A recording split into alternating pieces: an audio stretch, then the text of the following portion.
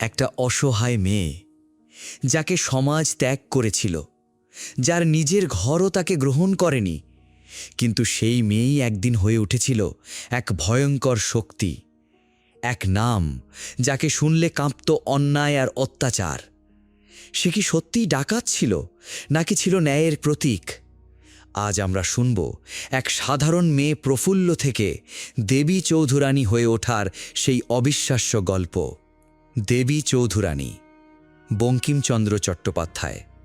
ভূমিকা: বাংলা সাহিত্যের প্রথম উপন্যাস হিসেবে যদিও প্যারীচাঁদ মিত্রের আলালের ঘরের দুলাল 1858কে গণ্য করা হয়, তবু শিল্প বিবেচনায় এটি সার্থক উপন্যাসের পর্যায়ে পড়ে না। তাই বাংলা সাহিত্যের প্রথম সার্থক উপন্যাসের মর্যাদায় অভিষিক্ত করা হয় বঙ্কিমচন্দ্র চট্টোপাধ্যায়ের প্রথম উপন্যাস দুর্গেশ নন্দিনীকে। বঙ্কিমচন্দ্র তার সমগ্র সাহিত্য জীবনে সর্বমোট 14টি উপন্যাস রচনা করেন।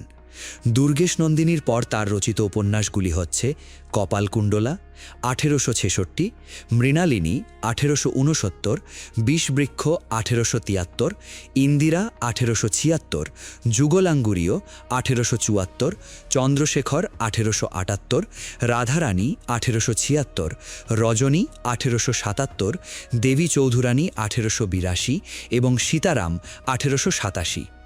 এই 14টি উপন্যাসে তার ঔপন্যাসিক প্রজ্ঞা, সৃজনশীল প্রতিভা, প্রাজ্ঞ মনীষা এবং অনন্য সাধারণ শিল্পদক্ষতার অনুপম অভিব্যক্তি মুদ্রিত হয়ে আছে। বঙ্কিমচন্দ্র তার উপন্যাসসমূহের জন্য নন্দিত যেমন হয়েছেন, নিন্দিতও হয়েছেন তেমনি। বাংলা সাহিত্যের পাঠক আর সমালোচকদের মধ্যে অধুনা অবধি তাকে নিয়ে বিতর্কের অন্ত নেই। কেউ কেউ তাকে অভিহিত করেছেন সাহিত্য সম্রাটে, আবার অনেকেই তার কপালে এঁকে দিয়েছেন সাম্প্রদায়িকের কলঙ্ক তিলক। তবু তার সম্পর্কে রবীন্দ্রনাথ ঠাকুরের মন্তব্যই প্রণিধানযোগ্য।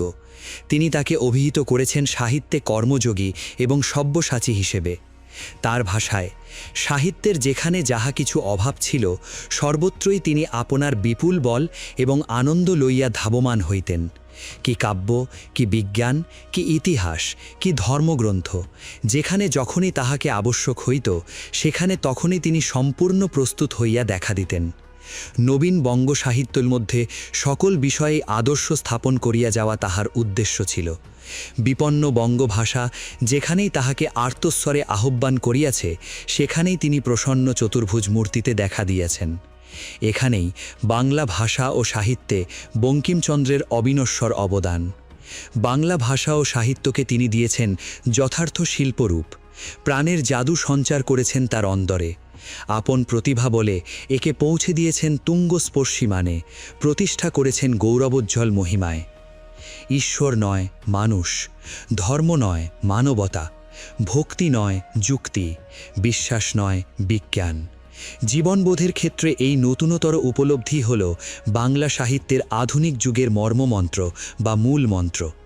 এই মূল মন্ত্রকে আত্মস্থ ও অঙ্গীকার করেই মধ্যযুগের পাঠ চুকিয়ে বাংলা সাহিত্যে আধুনিক যুগের সূচনা ও ক্রমবিকাশ। নতুন জীবনবোধের যথার্থ প্রকাশের জন্য প্রয়োজন নতুন শিল্পরূপের এবং নতুন শিল্পরীতির। সেই সূত্র ধরেই আধুনিক যুগে একে একে জন্ম নেয় গদ্যরীতি, প্রবন্ধ, উপন্যাস, নাটক, সাহিত্য মহাকাব্য, অমিত্রাক্ষর ছন্দ, সনেট, গীতিকবিতা, ছোট গল্প। এর মধ্যে বাংলা উপন্যাসের ক্ষেত্রে বঙ্কিমচন্দ্রই প্রথম সার্থক রূপকার। তার উপন্যাস সমগ্রে বাংলা উপন্যাসের উৎস ও ক্রমবিকাশের প্রকৃষ্ট পরিচয় উৎকীর্ণ হয়ে আছে। তাই তাকে আখ্যায়িত করা হয় বাংলা সাহিত্যের জনক হিসেবে। বাংলা উপন্যাসে বৈচিত্র্য সম্পাদন বঙ্কিমের অবিস্মরণীয় কৃতিত্ব। দেবী চৌধুরানী, বঙ্কিমচন্দ্র চট্টোপাধ্যায়। দেবী চৌধুরানী বঙ্কিমচন্দ্রের শেষ পর্যায়ের উপন্যাস। এতে প্রফুল্লমুখী নামের এক স্বামী সংসার পরিত্যক্তা বালিকার শ্রীমদ্ ভাগবত গীতোক্ত নিষ্কাম ধর্মে দীক্ষা নিয়ে সংসার সমাজ জীবনের বাইরে কঠোর শারীরিক ও মানসিক শিক্ষা, সাধনা, তপস্যার মাধ্যমে দেবী চৌধুরানীতে পরিণত হয়ে ওঠার ইতিহাস শিল্পরূপ পেয়েছে। এই চরিত্রটিকে ঔপন্যাসিক তার আদর্শ নারী চরিত্ররূপে সৃষ্টি করেছেন। আনন্দমঠ, দেবী চৌধুরানী এবং সীতারাম, এই তিনটিকে একসঙ্গে বঙ্কিমচন্দ্রের ত্রয়ী উপন্যাস হিসেবে আখ্যায়িত করা হয়ে থাকে। একটি বিশেষ দর্শন যা একান্তভাবে বঙ্কিমেরই সৃষ্টি, অনুশীলন তত্ত্ব। তার সার্বিক উপস্থিতি এই 3টি উপন্যাসকে অবলম্বন করেই লেখক সম্ভব করে তুলেছেন। তার রাজনৈতিক চেতনা, স্বদেশপ্রেম ও স্বাদেশিকতার বোধের প্রকাশেও এ 3 উপন্যাস সমৃদ্ধ। ফলে সাহিত্য রস আস্বাদনের অতিরিক্ত সামাজিক, রাজনৈতিক ও চৈতন্য উদ্বোধক কৃতিকর্ম হিসেবে এগুলোর মর্যাদা স্বতন্ত্র। দেবী চৌধুরানীতে বঙ্কিমচন্দ্র নিষ্কাম ধর্মের প্রচারক। তিনি মনে করেন যে মানুষের প্রবৃত্তি দ্বারা পরিচালিত ও নিয়ন্ত্রিত না হয়ে বরং প্রবৃত্তি জয় করা উচিত। তার মতে মানুষের কতকগুলি শক্তি আছে, আমি তাহার বৃত্তি নাম দিয়াছি, সেইগুলির অনুশীলন, প্রস্ফুরণ ও চারিতার্থতায় মনুষ্যত্ব। তাই প্রবৃত্তির সামঞ্জস্য বিধান করে মনুষ্যত্বের বিকাশের জন্য প্রয়োজন অনুশীলনের, নিষ্কাম ধর্ম সাধনার। এই বোধই এ উপন্যাসের মূল প্রতিপাদ্য, আর এই বোধেরই প্রতিষ্ঠা দেখানো হয়েছে উপন্যাসের কেন্দ্রীয় চরিত্র প্রফুল্ল বা দেবী চৌধুরানীর মধ্যে। ভবানী পাঠকের কাছে নিষ্কাম ধর্মের সাধনা করে প্রফুল্ল যথার্থ সন্ন্যাসিনীতে পরিণত হয়ে সংসার জীবনে আসে, একদিকে নিজে যেমন সুখী হয়, অপরদিকে অন্যদেরকেও ততোধিক সুখে পরিপূর্ণ করে তোলে। উপন্যাসে আছে, প্রফুল্ল যাহা বলিয়াছিল তাহা করিল, সংসারে সকলকে সুখী করিল। শাশুড়ি প্রফুল্ল হইতে এত সুখী যে প্রফুল্লের হাতে সমস্ত সংসারের ভার দিয়া তিনি কেবল সাগরের ছেলে কোলে করিয়া বেড়াইতেন। ক্রমে শ্বশুর প্রফুল্লের গুণ বুঝিলেন। শেষে প্রফুল্ল যে কাজ না করিত সেই কাজ তার ভালো লাগিত না।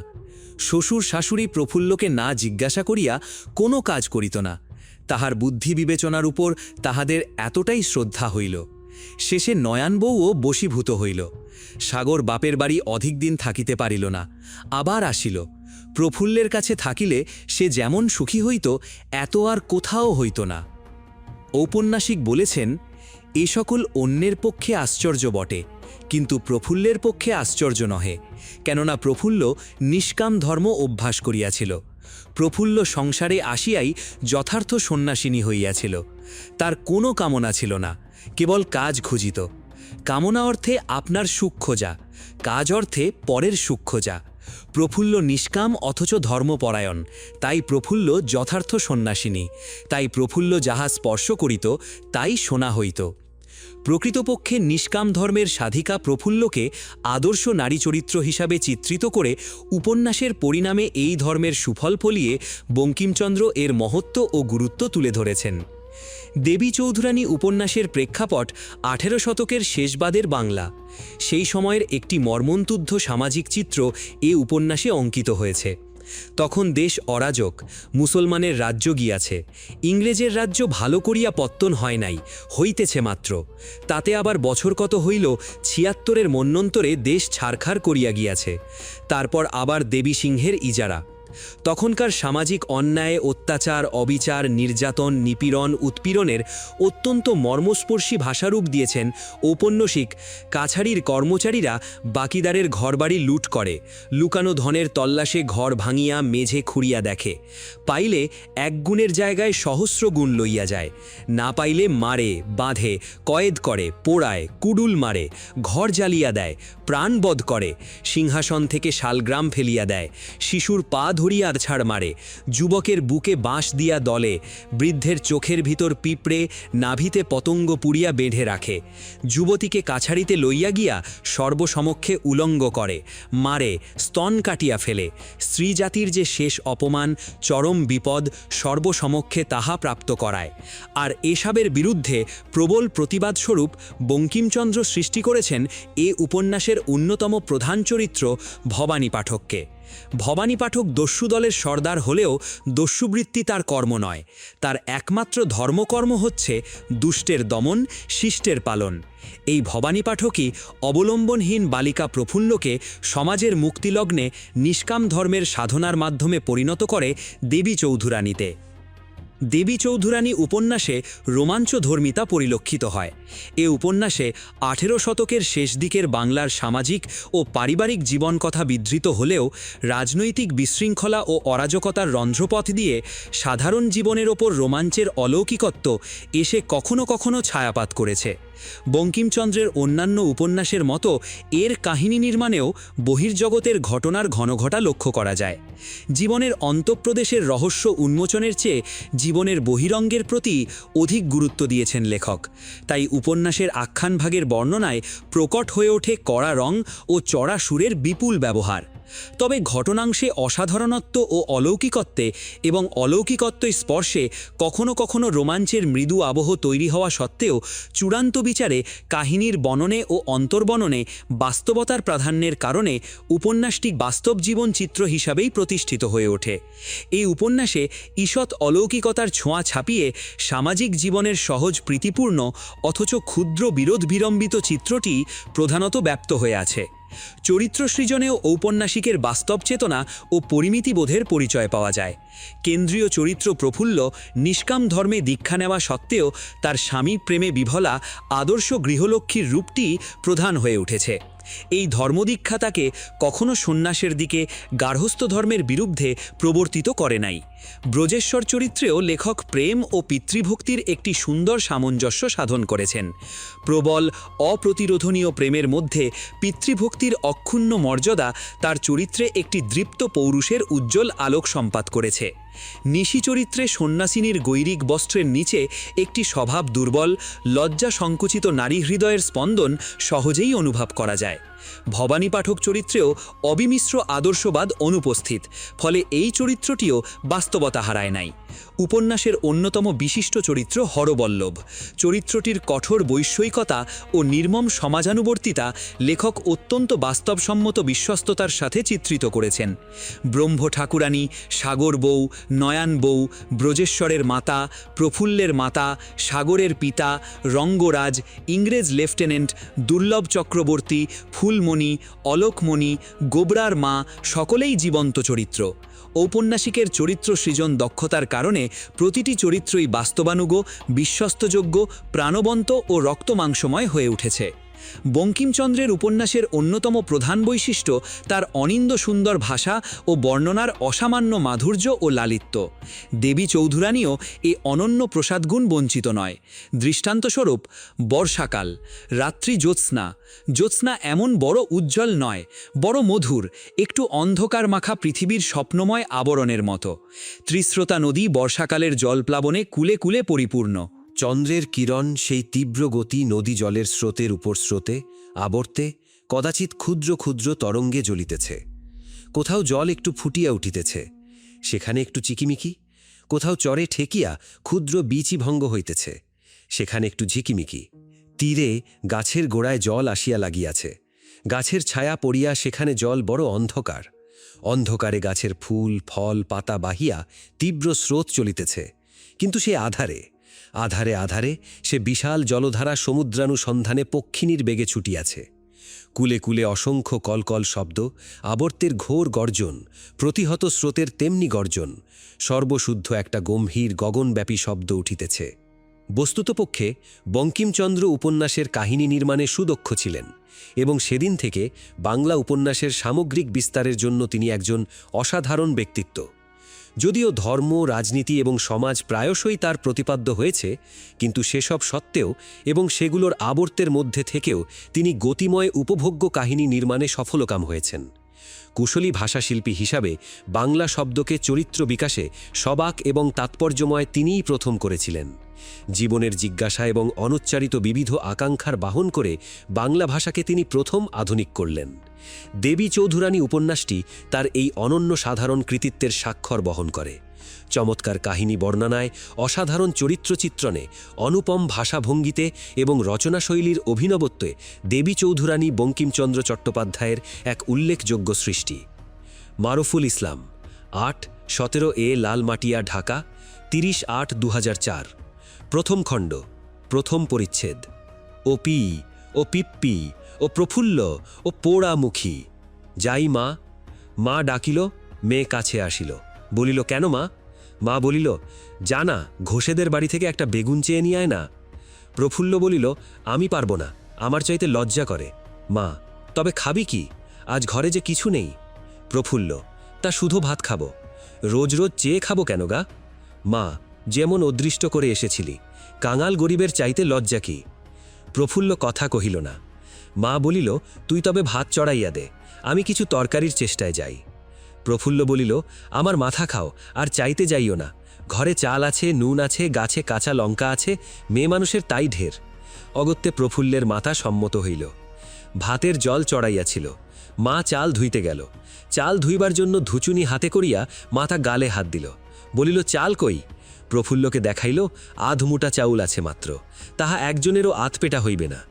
মা ধুচুনি হাতে করিয়া বাহির হইল। প্রফুল্ল বলিল, কোথা যাও? মা, চাল ধার করিয়া আনি, নইলে শুধু ভাতও কপালে জোটে কই। প্রফুল্ল, উপোস করিব। মা, উপোস করিয়া কয়দিন বাঁচিবি? প্রফুল্ল, না হয় মরিব।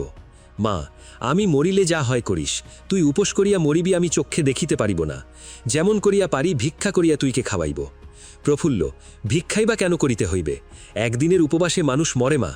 এসো না মা, মায়ে ঝিয়ে আজ পইতে তুলি, কাল বেচিয়া করিব। মা, সুতা কই? প্রফুল্ল, কেন চরকা আছে? মা, 5 কই? তখন প্রফুল্লমুখী অধবদনে রোদন করিতে লাগিল। মা ধুচুনি হাতে করিয়া আবার চাল ধার করিয়া আনিতে চলিল। তখন প্রফুল্ল মায়ের হাত হইতে ধুচুনি কাড়িয়া লইয়া তফাতে রাখিল, বলিল, মা, আমি কেন চেয়ে ধার করে খাব? আমার তো সব আছে। মা চক্ষের জল মুছাইয়া বলিল, সবই তো আছে মা, কপালে ঘটিল কই? প্রফুল্ল, কেন ঘটে না মা? আমি কি অপরাধ করিয়াছি যে শ্বশুরের অন্ন কপালে জোটে তবে খাইব? মা, এই অভাগীর পেটে হয়েছিলি এই অপরাধ, আর তোমার কপাল, নইলে তোমার অন্ন খাই কে? প্রফুল্ল, শোনো মা, আমি আজ মন ঠিক করিয়াছি, শ্বশুরের অন্ন কপালে জোটে তবে খাইব, নইলে আর খাইব না। তুমি চেয়ে চিনতে যে প্রকারে পারো আনিয়া খাও, খাইয়া আমাকে সঙ্গে করিয়া শ্বশুর বাড়ি রাখিয়া আসো। মা, সে কি মা, তাও কি হয়? প্রফুল্ল, কেন হয় না মা? মা, না নিতে এলে কি শ্বশুর বাড়ি যেতে আছে? প্রফুল্ল, পরের বাড়ি চেয়ে খেতে আছে, আর না নিতে এলে আপনার শ্বশুর বাড়ি যেতে নেই? মা, তারা যে কখনো তোমার নাম করে না। প্রফুল্ল, না করুক, তাতে আমার অপমান নেই। যাহাদের উপর আমার ভরণ পোষণের ভার, তাহাদের কাছে অন্যের ভিক্ষা করিতে আমার অপমান নেই। আপনার ধন আপনি চাহিয়া খাইব, তাহাতে আমার লজ্জা কি? মা চুপ করিয়া কাঁদিতে লাগিল। প্রফুল্ল বলিল, তোমাকে একা রাখিয়া আমি যাইতে চাহিতাম না। আমার দুঃখ ঘুচিলে তোমারও দুঃখ কমিবে, এই ভরসায় যাইতে চাহিতেছি। মাতে মেয়েতে অনেক কথাবার্তা হইল। মা বুঝিল যে মেয়ের পরামর্শই ঠিক। তখন মা যে কয়টি চাউল ছিল তাহা রাঁধিল, কিন্তু প্রফুল্ল কিছুতেই খাইল না, কাজেই তাহার মাতাও খাইল না। তখন বলিল, তবে আর বেলা কাটাইয়া কি হইবে, অনেক পথ। তাহার মাতা বলিল, আয় তোর চুলটা বাঁধিয়া দি। প্রফুল্ল বলিল, না থাক। মা ভাবিল, থাক, আমার মেয়েকে সাজাইতে হয় না। মেয়ে ভাবিল, থাক, সেজে গুজে কি ভুলাইতে যাইব, ছি। তখন দুইজনে মলিন বেশে গৃহ হইতে নিষ্ক্রান্ত হইলেন। দ্বিতীয় পরিচ্ছেদ। বরেন্দ্রভূমে ভূত নামে গ্রাম। সেইখানে প্রফুল্লমুখীর শ্বশুরবাড়ি। প্রফুল্লের দশা যেমন হোক, তাহার শ্বশুর হরবল্লভ বাবু খুব বড় মানুষ লোক। তাহার অনেক জমিদারি আছে, দোতলা বৈঠকখানা, ঠাকুরবাড়ি, নাটমন্দির, দপ্তরখানা, খিড়কিতে বাগান, পুকুর প্রাচীরে বেড়া। সে স্থান প্রফুল্লমুখীর পিত্রালয় হইতে 6 ক্রোশ। 6 ক্রোশ পথ হাঁটিয়া মাতা ও কন্যা অনশনে বেলা 3য় প্রহরের সময়ে সে ধনীর গৃহে প্রবেশ করিলেন। প্রবেশকালে প্রফুল্লের মার পা ওঠে না। প্রফুল্ল কাঙালের মেয়ে বলিয়া যে হরবল্লভবাবু তাহাকে ঘৃণা করিতেন, তাহা নহে। বিবাহের পরে একটা গোল হয়েছিল। হরবল্লভ কাঙাল দেখিয়াও ছেলের বিবাহ দিয়াছিলেন। মেয়েটি পরম সুন্দরী, তেমন মেয়ে আর কোথাও পাইলেন না, তাই সেখানে বিবাহ দিয়াছিলেন। এদিকে প্রফুল্লের মা কন্যা বড় মানুষের ঘরে পড়িল, এই উৎসাহে সর্বস্ব ব্যয় করিয়া বিবাহ দিয়াছিলেন। সেই বিবাহেতেই তাহার যাহা কিছু ছিল ভস্ম হইয়া গেল। সেই অবধি এই অন্যের কাঙাল, কিন্তু অদৃষ্টক্রমে সে সাধের বিবাহে বিপরীত ফল ফলিল। সর্বস্ব ব্যয় করিয়াও, সর্বস্বই তার কত টাকা, সর্বস্ব ব্যয় করিয়াও সে বিধবা স্ত্রীলোক সকল দিক কুলান করিতে পারিল না। বরযাত্রীদিগের লুচি মণ্ডায় দেশকাল পাত্র বিবেচনায় উত্তম ফলাহার করাইল, কিন্তু কন্যাযাত্রীরা কেবল চিরা দই। ইহাতে প্রতিবেশী কন্যাযাত্রীরা অপমান বোধ করিলেন, তাহারা খাইলেন না, উঠিয়া গেলেন। ইহাতে প্রফুল্লের মার সঙ্গে তাহাদের কোন্দল বাঁধিল। প্রফুল্লের মা বড় গালি দিল। প্রতিবেশীরা একটা বড় রকম শোধ নিল। পাকস্পর্শের দিন হরবল্লভ বেহাইনের প্রতিবেশী সকলকে নিমন্ত্রণ করিলেন। তাহারা কেউ গেল না। একজন লোক দিয়ে বলিয়া পাঠাইল যে কুলোটা জাতিভ্রষ্টা, তাহার সঙ্গে হরবল্লভবাবুর কুটুম্বিতা করিতে হয় করুন, বড় মানুষের সব শোভা পায়। কিন্তু আমরা কাঙাল গরিব, জাতি আমাদের সম্বল, আমরা জাতিভ্রষ্টার কন্যার পাকস্পর্শে জলগ্রহণ করিব না। সমবেত সভা মধ্যে এই কথা প্রচার হইল। প্রফুল্লের মা একা বিধবা, মেয়েটি লইয়া ঘরে থাকে। তখন বয়সও যায়নি, কথা অসম্ভব বোধ হইল না। বিশেষ হরবল্লভের মনে হইল যে বিবাহের রাত্রে প্রতিবেশীরা বিবাহ বাড়িতে খায়নি, প্রতিবেশীরা মিথ্যা বলিবে কেন? হরবল্লভ বিশ্বাস করিলেন, সভার সকলেই বিশ্বাস করিল। নিমন্ত্রিত সকলেই ভোজন করিল বটে, কিন্তু কেউই নববধূর স্পৃষ্ট ভোজ্য খাইল না। পরদিন হরবল্লভ বধূকে মাত্রালয়ে পাঠিয়া দিলেন। সেই অবধি প্রফুল্ল ও তাহার মাতা তাহার পরিত্যাজ্য হইল। সেই অবধি আর কখনো তাহাদের সংবাদ লইলেন না। পুত্রকে লইতেও দিলেন না। পুত্রের অন্য বিবাহ দিলেন। প্রফুল্লের মা দু একবার কিছু সামগ্রী পাঠাইয়া দিয়াছিল, হরবল্লভ তাহা ফিরাইয়া দিয়াছিলেন। তাই আজ সেই বাড়িতে প্রবেশ করিতে প্রফুল্লের মার পা কাঁপতেছিল। কিন্তু যখন আশা হইয়াছে তখন আর ফেরা যায় না। কন্যা ও মাতা সাহসে ভর করিয়া গৃহমধ্যে প্রবেশ করিল। তখন কর্তা অন্তঃপুর মধ্যে অপরাহ্নিক নিদ্রাসুখে অভিভূত। গিরিনী অর্থাৎ প্রফুল্লের শাশুড়ি পা ছড়াইয়া পাকা চুল তুলাইতেছিলেন। এমন সময় সেখানে প্রফুল্ল ও তাহার মা উপস্থিত হইল। প্রফুল্ল মুখে আধ ঘোমটা টেনে দিয়াছিল। তাহার বয়স এখন 18 বৎসর। গিরিনী ইহাদিকে দেখিয়া বলিলেন, তোমরা কে গা? প্রফুল্লের মা দীর্ঘ নিঃশ্বাস ত্যাগ করিয়া বলিলেন, কি বলিয়াই বা পরিচয় দিব? গিরিনী, কেন, পরিচয় আবার কি বলিয়া দেয়? প্রফুল্লের মা, আমরা কুটুম্ব। গিরনী, কুটুম্ব? কে কুটুম্ব গা? সেখানে তারার মা বলিয়া একজন চাকুরানী কাজ করিতেছিল। সে দু একবার প্রফুল্লেদের বাড়ি গিয়াছিল, প্রথম বিবাহের পরে। সে বলিল, ওগো চিনেছি গো, ওগো চিনেছি। কে? বেহান? সেকালে পরিচারিকারা গিরিনীর সম্বন্ধ ধরিত। গিরিনী, বেহান? কোন বেহান? তারার মা, দুর্গাপুরের বেহান গো, তোমার বড় ছেলের বড় শাশুড়ি। গিরিনী বুঝিলেন, মুখটা অপ্রসন্ন হইল। বলিলেন, বসো। বেহান বসল, প্রফুল্ল দাঁড়াইয়া রহিল। গিরিনী জিজ্ঞাসা করিলেন, এ মেয়েটি কে গা? প্রফুল্লের মা বলিল, তোমার বরবউ।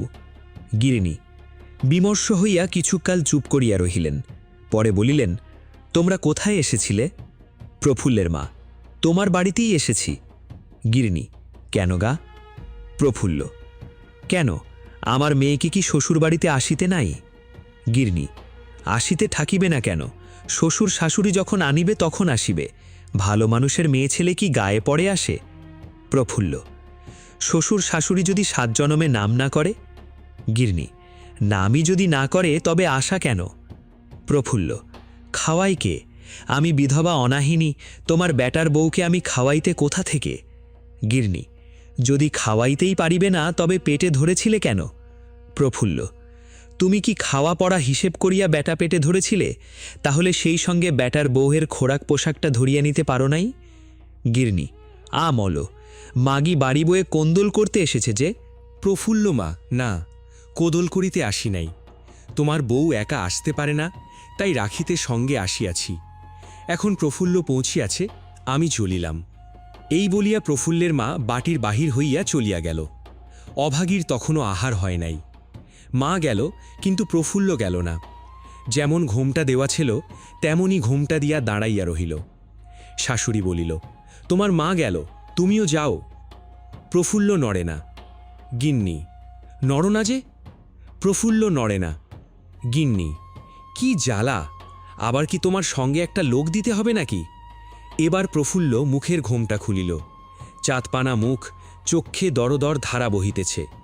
শাশুড়ি মনে মনে ভাবিলেন, আহা, এমন চাঁদপানা বউ নিয়ে ঘর করতে পেলেম না। মন একটু নরম হল। প্রফুল্ল অতি অস্ফুটম্বরে বলিল, আমি যাইব বলিয়া আসি নাই। গিন্নি, তা কি করিব মা, আমার কি অসাধ যে তোমায় নিয়ে ঘর করি? লোকে 5 কথা বলে, এক ঘরে করবে বলে কাজেই তোমায় ত্যাগ করতে হয়েছে। প্রফুল্ল, মা, এক ঘরে হবার ভয়ে কে কবে সন্তান ত্যাগ করেছে? আমি কি তোমার সন্তান নই? শাশুড়ির মন আরও নরম হল। বলিলেন, কি করব মা, জেতের ভয়। প্রফুল্ল পূর্ববৎ অস্ফুটম্বরে বলিল, হলেম যেন আমি অজাতি, কত শূদ্র তোমার ঘরে দাসীপনা করিতেছে, আমি তোমার ঘরে দাসীপনা করিতে দোষ কি? গিন্নি আর জুজিতে পারিলেন না, বলিলেন, তা মেয়েটি লক্ষ্মী, রূপেও বটে, কথায়ও বটে, তা যাই দেখি কর্তার কাছে, তিনি কি বলেন। তুমি এখানে বসো মা, বসো। তখন প্রফুল্ল চাপিয়া বসিল। সেই সময়ে একটি কপাটের আড়াল হইতে একটি 14 বর্ষীয়া বালিকা, সেও সুন্দরী, মুখে আড়ঘুমটা, সে প্রফুল্লকে হাতছানি দিয়া ডাকিল। প্রফুল্ল ভাবিল, এ আবার কি? উঠিয়া বালিকার কাছে গেল। 3য় পরিচ্ছেদ। যখন গৃহিণী ঠাকুরানী হেলিতে দুলিতে হাতের বাউটির খিল খুঁটিতে খুঁটিতে কর্তামহাশয়ের নিকেতনে সমপস্থিতা হইয়াছেন, তখন কর্তামহাশয়ের ঘুম ভাঙিয়াছে, হাতে মুখে জল দেওয়া হইয়াছে, হাত মুখ মুছা হইতেছে। দেখিয়া কর্তার মনটা কাদা করিয়া ছানিয়া লইবার জন্য গৃহিণী ঠাকুরানী বলিলেন, কে ঘুম ভাঙাইল? আমি এত করে বারণ করি, তবু কেউ শোনে না। কর্তামহাশয় মনে মনে বলিলেন, ঘুম ভাঙাইবার আধি তুমি নিজে, আজ বুঝি কি দরকার আছে? প্রকাশ্যে বলিলেন, কেউ ঘুম ভাঙায় নাই, বেশ ঘুমিয়াছি, কথাটা কি? গিন্নি মুখখানা হাসি ভরা ভরা করিয়া বলিলেন, আজ একটা কাণ্ড হয়েছে, তাই বলতে এসেছি। এইরূপ ভূমিকা করিয়া এবং একটু একটু নথ ও বাউটি নাড়া দিয়া, কেননা বয়স এখনও 45 বছর মাত্র, গৃহিণী প্রফুল্ল ও তার মাতার আগমন ও কথোপকথন বৃত্তান্ত আদ্যন্তপর বলিলেন। বধূর চাঁদপানা মুখ ও মিষ্টি কথাগুলি মনে করিয়া প্রফুল্লের দিকে অনেক টানিয়া বলিলেন, কিন্তু মন্ত্রতন্ত্র কিছুই খাটিল না। কর্তার মুখ বৈশাখের মেঘের মতো অন্ধকার হইয়া উঠিল। তিনি বলিলেন, এত বড় স্পর্ধা! সেই বাগদি বেটি আমার বাড়িতে ঢোকে, এক্ষুনি ঝাঁটা মেরে বিদায় করো। গিন্নি বলিলেন, ছি ছি ছি, অমন কথা কি বলতে আছে? হাজার হোক বেটার বউ, আর বাগদির মেয়েও বা কী রূপে হল, লোকে বললেই কি হয়? গিন্নি ঠাকুরুন হার কাত নিয়ে খেলতে বসেছেন, কাজে কাজেই এই রকম বদ রঙ্গ চালাইতে লাগিলেন। কিছুতেই কিছু হইল না। বাগদি বেটিকে ঝাঁটা মেরে বিদায় করো, এই হুকুমই বহাল রইল। গিন্নি শেষে রাগ করিয়া বলিলেন, ঝাঁটা মারিতে হয় তুমি মারো, আমি আর তোমার ঘরকন্যার কথায় ঠাকিব না। এই বলিয়া গিন্নি রাগে গড়গড় করিয়া বাহিরে আসিলেন। যেখানে প্রফুল্লকে রাখিয়া গিয়াছিলেন, সেখানে এসে দেখিলেন প্রফুল্ল সেখানে নাই। প্রফুল্ল কোথায় গিয়েছিল তা হয়তো পাঠকের মনে আছে। একটি দরজার আড়াল থেকে ঘুমটা দেওয়া 14 বছরের এক মেয়ে তাকে হাতছানি দিয়ে ডাকছিল। প্রফুল্ল সেখানে এগিয়ে গেল। ঘরের ভিতরে ঢুকতেই মেয়েটি দ্রুত দরজা বন্ধ করে দিল। প্রফুল্ল একটু অবাক হয়ে বলল, দরজা বন্ধ করলে কেন? মেয়েটি হালকা হেসে বলল, কেউ যেন না আসে, তোমার সঙ্গে একটু কথা আছে। প্রফুল্ল জিজ্ঞেস করল, তোমার নাম কি? মেয়েটি বলল, আমার নাম সাগর। প্রফুল্ল আবার বলল, তুমি কে? সাগর মুচকি হেসে বলল, আমি তোমার সতীন। প্রফুল্ল অবাক হয়ে বলল, তুমি আমাকে চেনো? সাগর বলল, হ্যাঁ, আমি দরজার আড়াল থেকে সব শুনেছি। প্রফুল্ল একটু থেমে বলল, তাহলে তুমিই সেই ঘরের গৃহিণী? সাগর হেসে বলল, আরে না, আমার এমন কপাল নাকি? আমি কি এত খারাপ দেখতে, না আমার দাঁত উঁচু? প্রফুল্ল অবাক হয়ে বলল, সে আবার কে? সাগর বলল, তুমি জানো না, আমাদের আরেকজন সতীন আছে। প্রফুল্ল বলল, আমি তো ভাবছিলাম তুমিই সেই। সাগর মাথা নেড়ে বলল, না, আমার তো 3 বছর আগেই বিয়ে হয়েছে। প্রফুল্ল জিজ্ঞেস করল, তাহলে সে কি খুব কুৎসিত?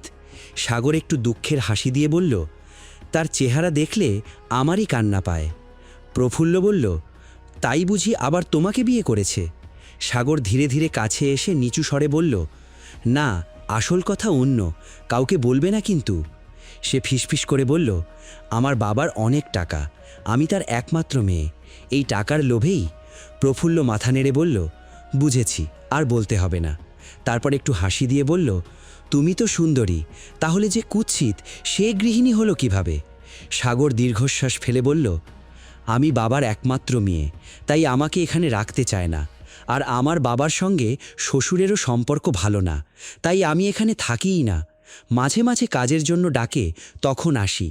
এই কদিনের জন্য এসেছি, আবার চলে যাব। প্রফুল্ল লক্ষ্য করল, সাগর সত্যিই ভালো মনের মেয়ে। সতীন হয়েও তার উপর কোনো রাগ জন্মালো না। আমায় ডাকুলে কেন? তুমি কিছু খাবে? প্রফুল্ল হাসিল, বলিল, কেন, এখন খাবো কেন? তোমার মুখ শুকনো, তুমি অনেক পথ এসেছ, তোমার তৃষ্ণা পেয়েছে, কেউ তোমায় কিছু খেতে বললেন না, তাই তোমাকে ডেকেছি। প্রফুল্ল তখনও পর্যন্ত কিছু খায় নাই, পিপাসায় প্রাণ ওষ্ঠাগত, কিন্তু উত্তর করিল, শাশুড়ি গেছেন শ্বশুরের কাছে মন বুঝে, আমার অদৃষ্টে কি হয় তা না জেনে আমি এখানে কিছু খাবো না। ঝাঁটা খেতে হয় তো তাই খাবো, আর কিছু খাবো না। না না, এদের কিছু তোমায় খেয়ে কাজ নাই, আমার বাপের বাড়ির সন্দেশ আছে, বেশ সন্দেশ। এই বলিয়া সাগর কতকগুলো সন্দেশ আনিয়া প্রফুল্লের মুখে গুজিয়া দিতে লাগিল। অগত্যাত্মা প্রফুল্ল কিছু খাইল, শীতল জল দিল, পান করিয়া প্রফুল্ল শরীর স্নিগ্ধ করিল। তখন প্রফুল্ল বলিল, আমি শীতল হইলাম, কিন্তু আমার মা না খাইয়া মরিয়া যাইবে। তোমার মা কোথায় গেলেন? কি জানি, বোধহয় পথে দাঁড়াইয়া আছেন।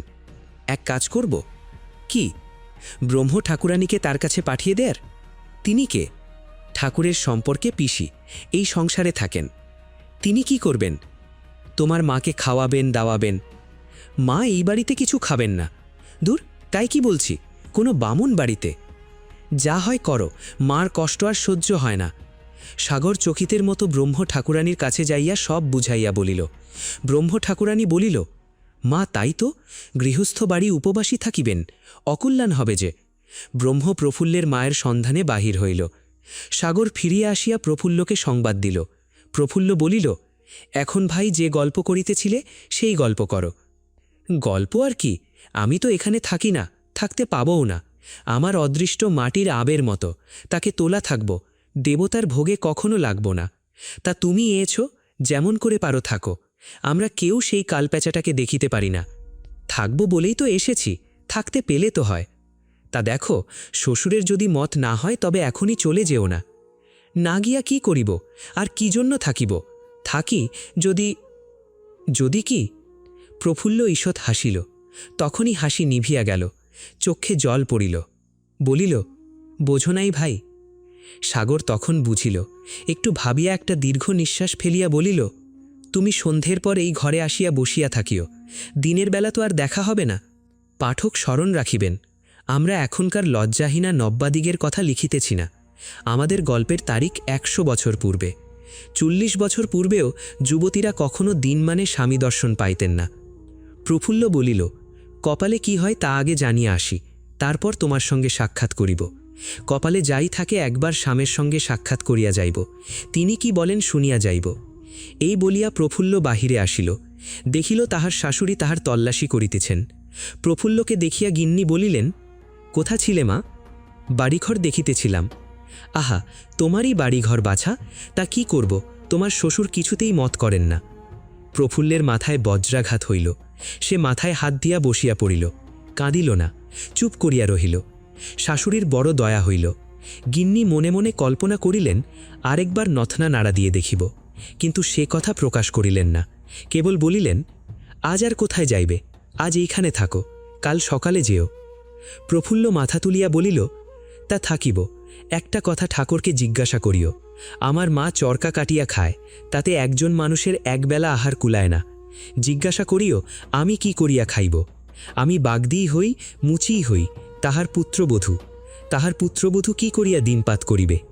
শাশুড়ি বলিল, অবশ্য বলিব। তারপর প্রফুল্ল উঠিয়া গেল। চতুর্থ পরিচ্ছেদ। সন্ধ্যার পর সেই ঘরে সাগর ও প্রফুল্ল দুইজনে দ্বার বন্ধ করিয়া চুপি চুপি কথাবার্তা কহিতেছিল। এমন সময় কে আসিয়া কপাটে ঘা দিল। সাগর জিজ্ঞাসা করিল, কে গো? আমি গো। সাগর প্রফুল্লের গা টিপিয়া চুপি চুপি বলিল, কথা কোষ না, সেই কালপ্যাচাটা এসেছে। সতীন? সা, হ্যাঁ, চুপ। যে আসিয়াছিল সে বলিল, কে গা ঘরে, কথা কষে কেন, যেন সাগর বউয়ের গলা শুনলাম না। সা, তুমি কে গা, যেন নাপিত বউয়ের গলা শুনিলাম না। আহ, মরণ আর কি, আমি কি নাপিত বউয়ের মতন? সা, কে তবে তুমি? তোর সতীন, সতীন, সতীন, নাম নয়নতারা, লোকে তাহাকে নয়ন বউ বলিত, সাগরকে সাগর বউ বলিত।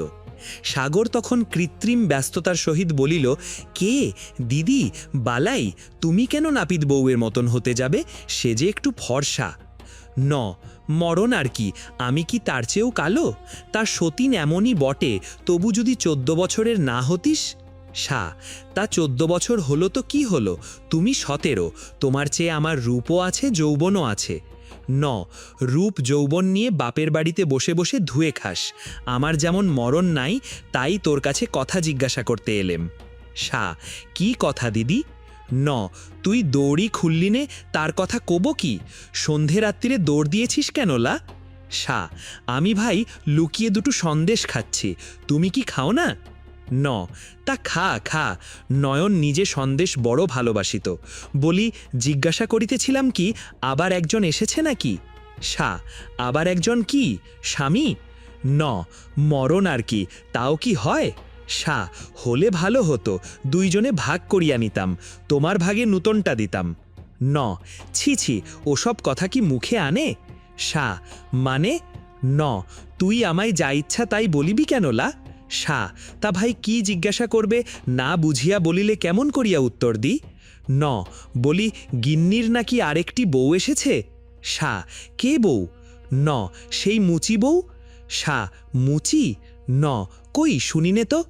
সা, মুচি? ন, না হয় বাগদি? সা, তাও শুনিনে। ন, শোনোনি, আমাদের একজন বাগদি সতীন আছে। সা, কই না।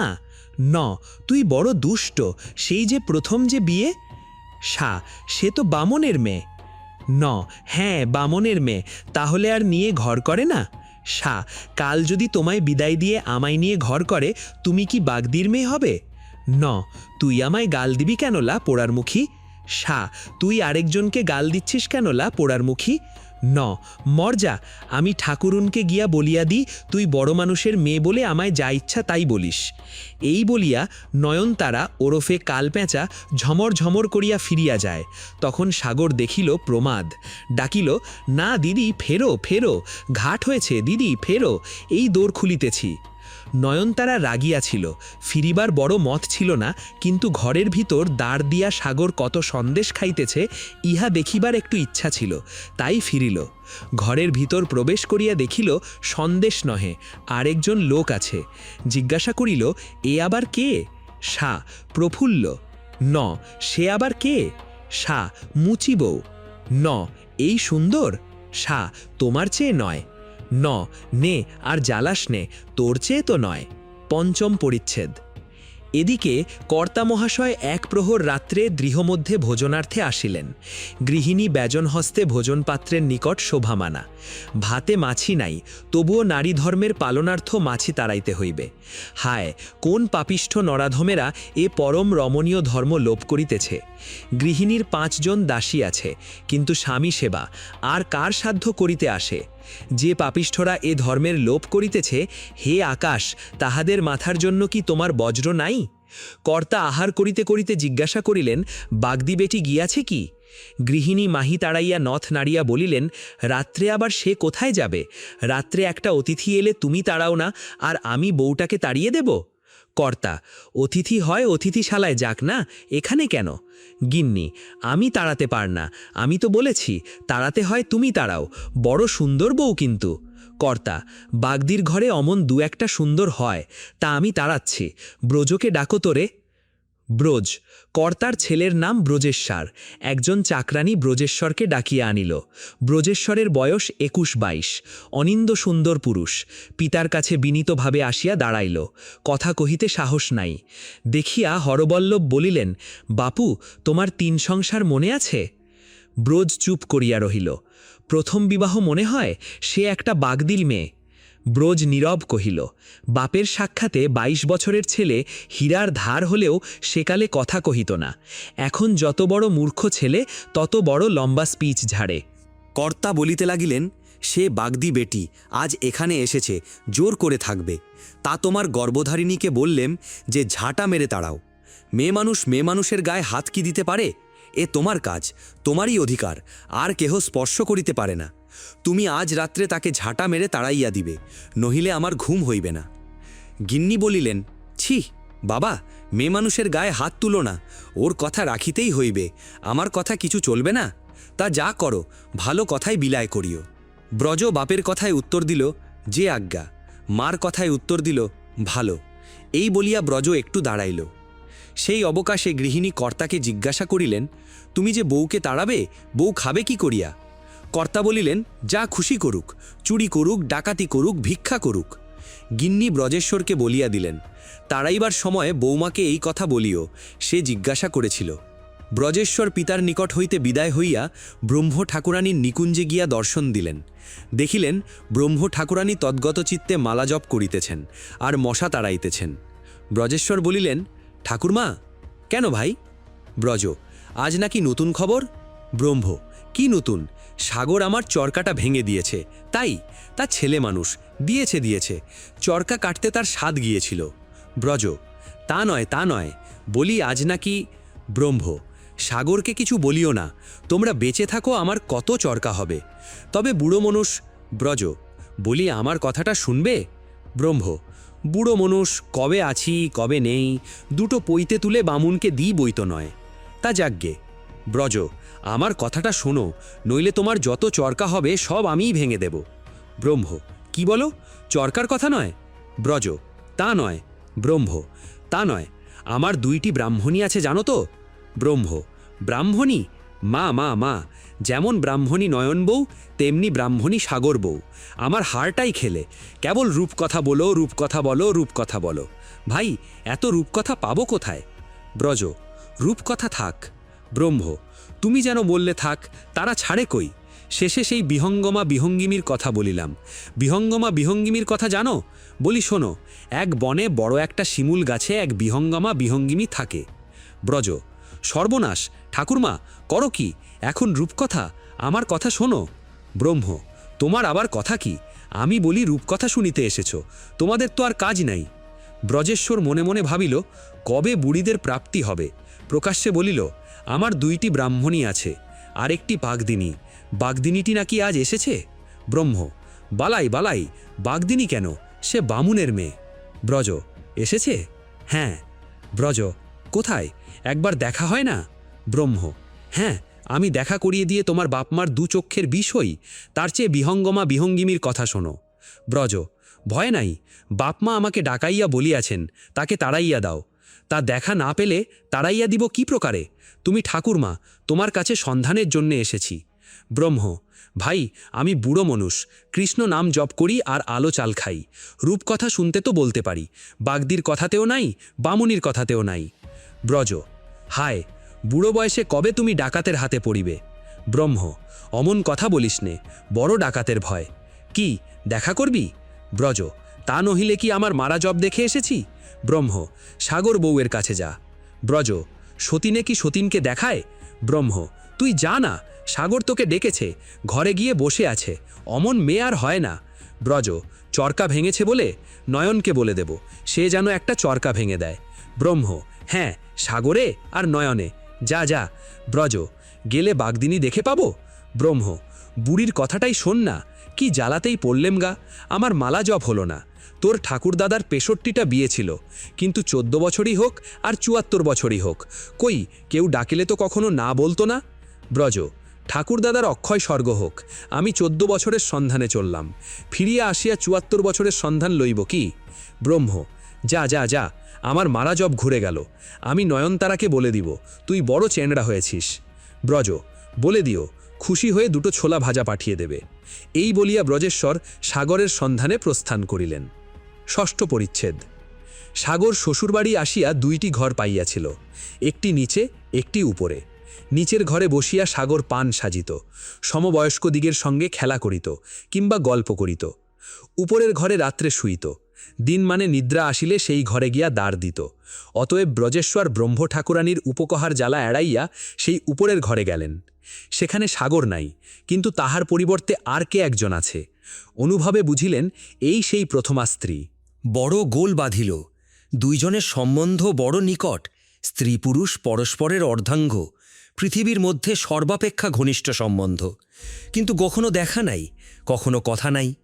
কি বলিয়া কথা আরম্ভ হইবে? কে আগে কথা কহিবে? বিশেষ একজন তাড়াইতে এসেছে, আর একজন তাড়া খাইতে এসেছে। আমরা প্রাচীনা পাঠিকাদিকে জিজ্ঞাসা করি, কথাটা কি রকমে আরম্ভ হওয়া উচিত ছিল। উচিত যাই হোক, উচিত মতো কিছুই হইল না। প্রথমে 2 জনের একজনও অনেকক্ষণ কথা কহিল না। শেষে প্রফুল্ল অল্প অল্প মাত্র হাসিয়া গলায় কাপড় দিয়া ব্রজেশ্বরের পায়ের গোড়ায় এসে ঢিপ করিয়া প্রণাম করিল। ব্রজেশ্বর বাপের মতো নহে। প্রণাম গ্রহণ করিয়া অপ্রতিভ হইয়া বাহু ধরিয়া প্রফুল্লকে উঠাইয়া পালঙ্কে বসাইল। বসাইয়া আপনি কাছে বসিল। প্রফুল্লের মুখে একটু ঘোমটা ছিল। সেকালের মেয়েরা একালের মেয়েদের মতো নহে, ধিক একাল। তা সে ঘোমটাটুকু প্রফুল্লকে ধরিয়া বসাইবার সময় সরিয়া গেল। ব্রজেশ্বর দেখিল যে প্রফুল্ল কাঁদিতেছে। ব্রজেশ্বর না বুঝিয়া সুজিয়া, ছি ছি ছি, 22 বছর বয়সেই ধিক। ব্রজেশ্বর না বুঝিয়া সুঝিয়া, না ভাবিয়া চিন্তিয়া, যেখানে বড় ভবতবে চোখের নিচে দিয়া 1 ফোঁটা জল গড়াইয়া আসিতেছিল, সেই স্থানে ছি ছি ছি। ব্রজেশ্বর হঠাৎ চুম্বন করিলেন। গ্রন্থকার প্রাচীন, লিখিতে লজ্জা নাই, কিন্তু ভরসা করি মার্জিত রুচি নবীন পাঠক এইখানে এ বই পড়া বন্ধ করিবেন। যখন ব্রজেশ্বর এই ঘোরতর অশ্লীলতা দোষে নিজে দূষিত হইতেছিলেন এবং গ্রন্থকারকে সেই দোষে দূষিত করিবার কারণ হইতেছিলেন, যখন নির্বোধ প্রফুল্ল মনে মনে ভাবিতেছিল যে বুঝি এই মুখচুম্বনের মতো পবিত্র পুণ্যময় কর্ম ইহজগতে কখনো কেহ করে নাই, সেই সময়ে দাঁড়েকে মুখ বাড়াইল। মুখখানা বুঝি অল্প একটু হাসিয়াছিল, কি যার মুখ তার হাতের গহনার বুঝি একটু শব্দ হইয়াছিল। তাই ব্রজেশ্বরের কান সেদিকে গেল। ব্রজেশ্বর সেদিকে চাহিয়া দেখিলেন মুখখানা বড় সুন্দর, কালো কুচকুচে কোকড়া কোকড়া ঝাপটায় বেড়া, তখন মেয়েরা ঝাপটা রাখিত, তার ওপর একটু ঘোমটা টানা। ঘোমটার ভিতর 2টা পদ্মপলাশ চক্ষু ও 2খানা পাতলা রাঙা ঠোঁট মিঠে মিঠে হাসিতেছে। ব্রজেশ্বর দেখিলেন মুখখানা সাগরের। সাগর স্বামীকে একটা চাবি আর কুলুপ দেখাইল। সাগর ছেলে মানুষ, স্বামীর সঙ্গে জিয়াদা কথা কয় না। ব্রজ কিছু বুঝিতে পারিল না, কিন্তু বুঝিতে বড় বিলম্বও হইল না। সাগর বাহির হইতে কপাট টানিয়া দিল, শিকল লাগাইয়া কুলুপের চাবি ফিরাইয়া বন্ধ করিয়া দূর দূর করিয়া ছুটিয়া পলাইল। ব্রজেশ্বর কুলুপ পড়িল শুনিতে পাইয়া, কি করো সাগর, কি করো সাগর বলিয়া চেঁচইল। সাগর কিছুতেই কান্না দিয়া দূর দূর ঝমঝম করিয়া ছুটিয়া একেবারে ব্রহ্ম ঠাকুরানীর বিহানায় গিয়া শুইয়া পড়িল। ব্রহ্ম ঠাকুরানী বলিলেন, কিলা সাগর বউ, কি হয়েছে, এখানে এসে শুলি যে? সাগর কথা কয় না। ব্রহ্ম, তোকে ব্রজ তাড়িয়ে দিয়েছে নাকি? তা নইলে আর তোমার আশ্রমে আসি, আজ তোমার কাছে শোবো। ব্রহ্ম, তা শো, এখনই আবার ভাগবে এখন? আহা, তোর ঠাকুরদাদা এমন 12 মাস 30 দিন আমায় তাড়িয়ে দিয়েছে, আবার তখনই দেখেছে। আমি আরও রাগ করে যেতাম না, মেয়ে মানুষের প্রাণ ভাই, থাকতেও পারিতাম না। একদিন হলো কি, ঠান দিদি, একটা রূপকথা বলো না। ব্রহ্ম, কোনটা বলবো? বিহঙ্গমীর কথা বলবো? একলা শুনবি? তা নতুন বউটা কোথায়, তাকে ডাক না, দুজনে শুনবি। সে প্রথা আমি এখন খুঁজিতে পারি না, আমি একাই শুনব, তুমি বলো। ব্রহ্ম ঠাকুরানী তখন সাগরের কাছে শুইয়া বিহঙ্গমের গল্প আরম্ভ করিলেন। সাগর তার আরম্ভ হইতে না হইতেই ঘুমিয়া পড়িল। ব্রহ্ম ঠাকুরানী সে সংবাদ অনবগত 2-4 দণ্ড গল্প চালাইলেন। পরে যখন জানিতে পারিলেন শ্রোত্রী নিদ্রামগ্না, তখন দুঃখিত চিত্তে মাঝখানেই গল্প সমাপ্ত করিলেন। পরদিন প্রভাত হইতে না হইতেই সাগর আসিয়া ঘরের কুলুপ খুলিয়া দিয়া গেল। তারপর কাহাকে কিছু না বলিয়া ব্রহ্ম ঠাকুরানীর ভাঙা চরকা লইয়া সেই নিদ্রামগ্না বর্ষীয়সীর কানের কাছে ঘ্যানর ঘ্যানর করিতে লাগিল। কটাস ঝনাত করিয়া কুলুপ শিকল খোলার শব্দ হইল। প্রফুল্ল ও ব্রজেশ্বর তাহা শুনিল। প্রফুল্ল বসিয়াছিল, উঠিয়া দাঁড়াইল, বলিল, সাগর শিকল খুলিয়াছে, আমি চললাম। স্ত্রী বলিয়া স্বীকার করো না করো, দাসী বলিয়া মনে রাখিও। ব্রজ, এখন যাইও না, আমি একবার কর্তাকে বলিয়া দেখব। প্রফুল্ল, বলিলে কি তার মন ফিরিবে? ব্রজ, না ফিরুক, আমার কাজ আমায় করিতে হইবে। অকারণে তোমায় ত্যাগ করিয়া আমি কি অধর্মে পতিত হইব? প্রফুল্ল, তুমি আমায় ত্যাগ করো নাই, গ্রহণ করিয়াছ। আমাকে একদিনের জন্য শয্যার পাশে ঠাঁই দিয়াছ, আমার সেই ঢের। তোমার কাছে ভিক্ষা করিতেছি, আমার মতো দুঃখিনীর জন্য বাপের সঙ্গে তুমি বিবাদ করিও না, তাতে আমি সুখী হইব না। ব্রজ, নিতান্তপক্ষে তিনি যাহাতে তোমার খোরপোষ পাঠাইয়া দেন, তা আমায় করিতে হইবে। প্রফুল্ল, তিনি আমায় ত্যাগ করিয়াছেন, আমি তার কাছে ভিক্ষা লইব না। তোমার নিজের যদি কিছু থাকে তবে তোমার কাছে ভিক্ষা লইব। ব্রজ, আমার কিছুই নাই, কেবল আমার এই আঙ্গিটি আছে, এখনই এইটি লইয়া যাও। আপাতত ইহার মূল্যে কতক দুঃখ নিবারণ হইবে, তারপর যাহাতে আমি 2 পয়সা রোজগার করিতে পারি সেই চেষ্টা করিব। যেমন করিয়া পারি আমি তোমার ভরণ পোষণ করিব। এই বলিয়া ব্রজেশ্বর আপনার অঙ্গুলি হইতে বহুমূল্য হীরা কাঙ্গুরীয় উন্মোচন করিয়া প্রফুল্লকে দিল। প্রফুল্ল আপনার আঙ্গুলে আঙ্গিটি পড়াইতে পড়াইতে বলিল, যদি তুমি আমাকে ভুলিয়া যাও, ব্রজ, সকলকে ভুলিব, তোমায় ভুলিব না। প্রফুল্ল, যদি এরপর চিনিতে না পারো, ব্রজ, ও মুখ কখনো ভুলিব না। প্রফুল্ল, আমি এই আঙ্গিটি বেচব না, না খেয়ে মরিয়া যাইব, তবু কখনো বেচব না। যখন তুমি আমাকে না চিনিতে পারিবে, তখন তোমাকে এই আঙ্গিটি দেখাইব। ইহাতে কি লেখা আছে? ব্রজ, আমার নাম খোদাই আছে। দুইজনে অশ্রুজলে নিষিক্ত হইয়া পরস্পরের নিকট বিদায় গ্রহণ করিল। প্রফুল্ল নিচে আসিলে সাগর ও নয়নের সঙ্গে সাক্ষাৎ হইল। পেড়ামুখী নয়ন বলিল, বিদি, কাল রাত্রে কোথায় শুইয়াছিলি? প্রফুল্ল, ভাই, কেহ তীর্থ করিলে সে কথা আপনার মুখে বলে না। নয়ন, সে আবার কি? সাগর, বুঝতে পারিস নে, কাল উনি আমাকে তাড়াইয়া আমার পালঙ্কে বিষ্ণুর লক্ষ্মী হইয়াছিলেন। মিন আমার সোহাগ করে আঁচটি দিয়েছে। সাগর নয়নাকে প্রফুল্লের হাতে ব্রজেশ্বরের আংটি দেখাইল। দেখিয়া নয়নতারা হাড়ে হাড়ে জ্বলিয়া গেল। বলিল, দিদি, ঠাকুর তোমার কথার কি উত্তর দিয়াছেন শুনেছ? প্রফুল্লের সে কথা আর মনে ছিল না। সে ব্রজেশ্বরের আদর পাইয়াছিল। প্রফুল্ল জিজ্ঞাসা করিল, কি কথার উত্তর? না, তুমি জিজ্ঞাসা করিয়াছিলে কি করিয়া খাইবে। প্রফুল্ল, তার আর উত্তর কি? নয়ন, ঠাকুর বলিয়াছেন চুরি ডাকাতি করিয়া খাইতে বলিও। দেখা যাবে বলিয়া প্রফুল্ল বিদায় হইল। প্রফুল্ল আর কাহারও সঙ্গে কথা কইল না। একেবারে বাহিরে খিড়কি দুয়ার পর হইল। সাগর পিছু পিছু গেল। প্রফুল্ল তাহাকে বলিল, আমি বই আজ চলিলাম, এ বাড়িতে আর আসিব না। তুমি বাপের বাড়ি গেলে সেখানে তোমার সঙ্গে দেখা হইবে। সাগর, তুমি আমার বাপের বাড়ি চেনো? প্রফুল্ল, না চিনি, চিনিয়া যাইব। সাগর, তুমি আমার বাপের বাড়ি যাবে? প্রফুল্ল, আমার আর লজ্জা কি? সাগর, তোমার মা তোমার সঙ্গে দেখা করিবেন বলিয়া দাঁড়াইয়া আছেন। বালানের দ্বারের কাছে যথার্থ প্রফুল্লের মা দাঁড়াইয়াছিল। সাগর দেখাইয়া দিল। প্রফুল্ল মার কাছে গেল। সপ্তম পরিচ্ছেদ। প্রফুল্ল ও প্রফুল্লের মা বাড়ি আসিল। প্রফুল্লের মায়ের যাতায়াতে বড় শারীরিক কষ্ট গিয়াছে, মানসিক কষ্ট ততোধিক।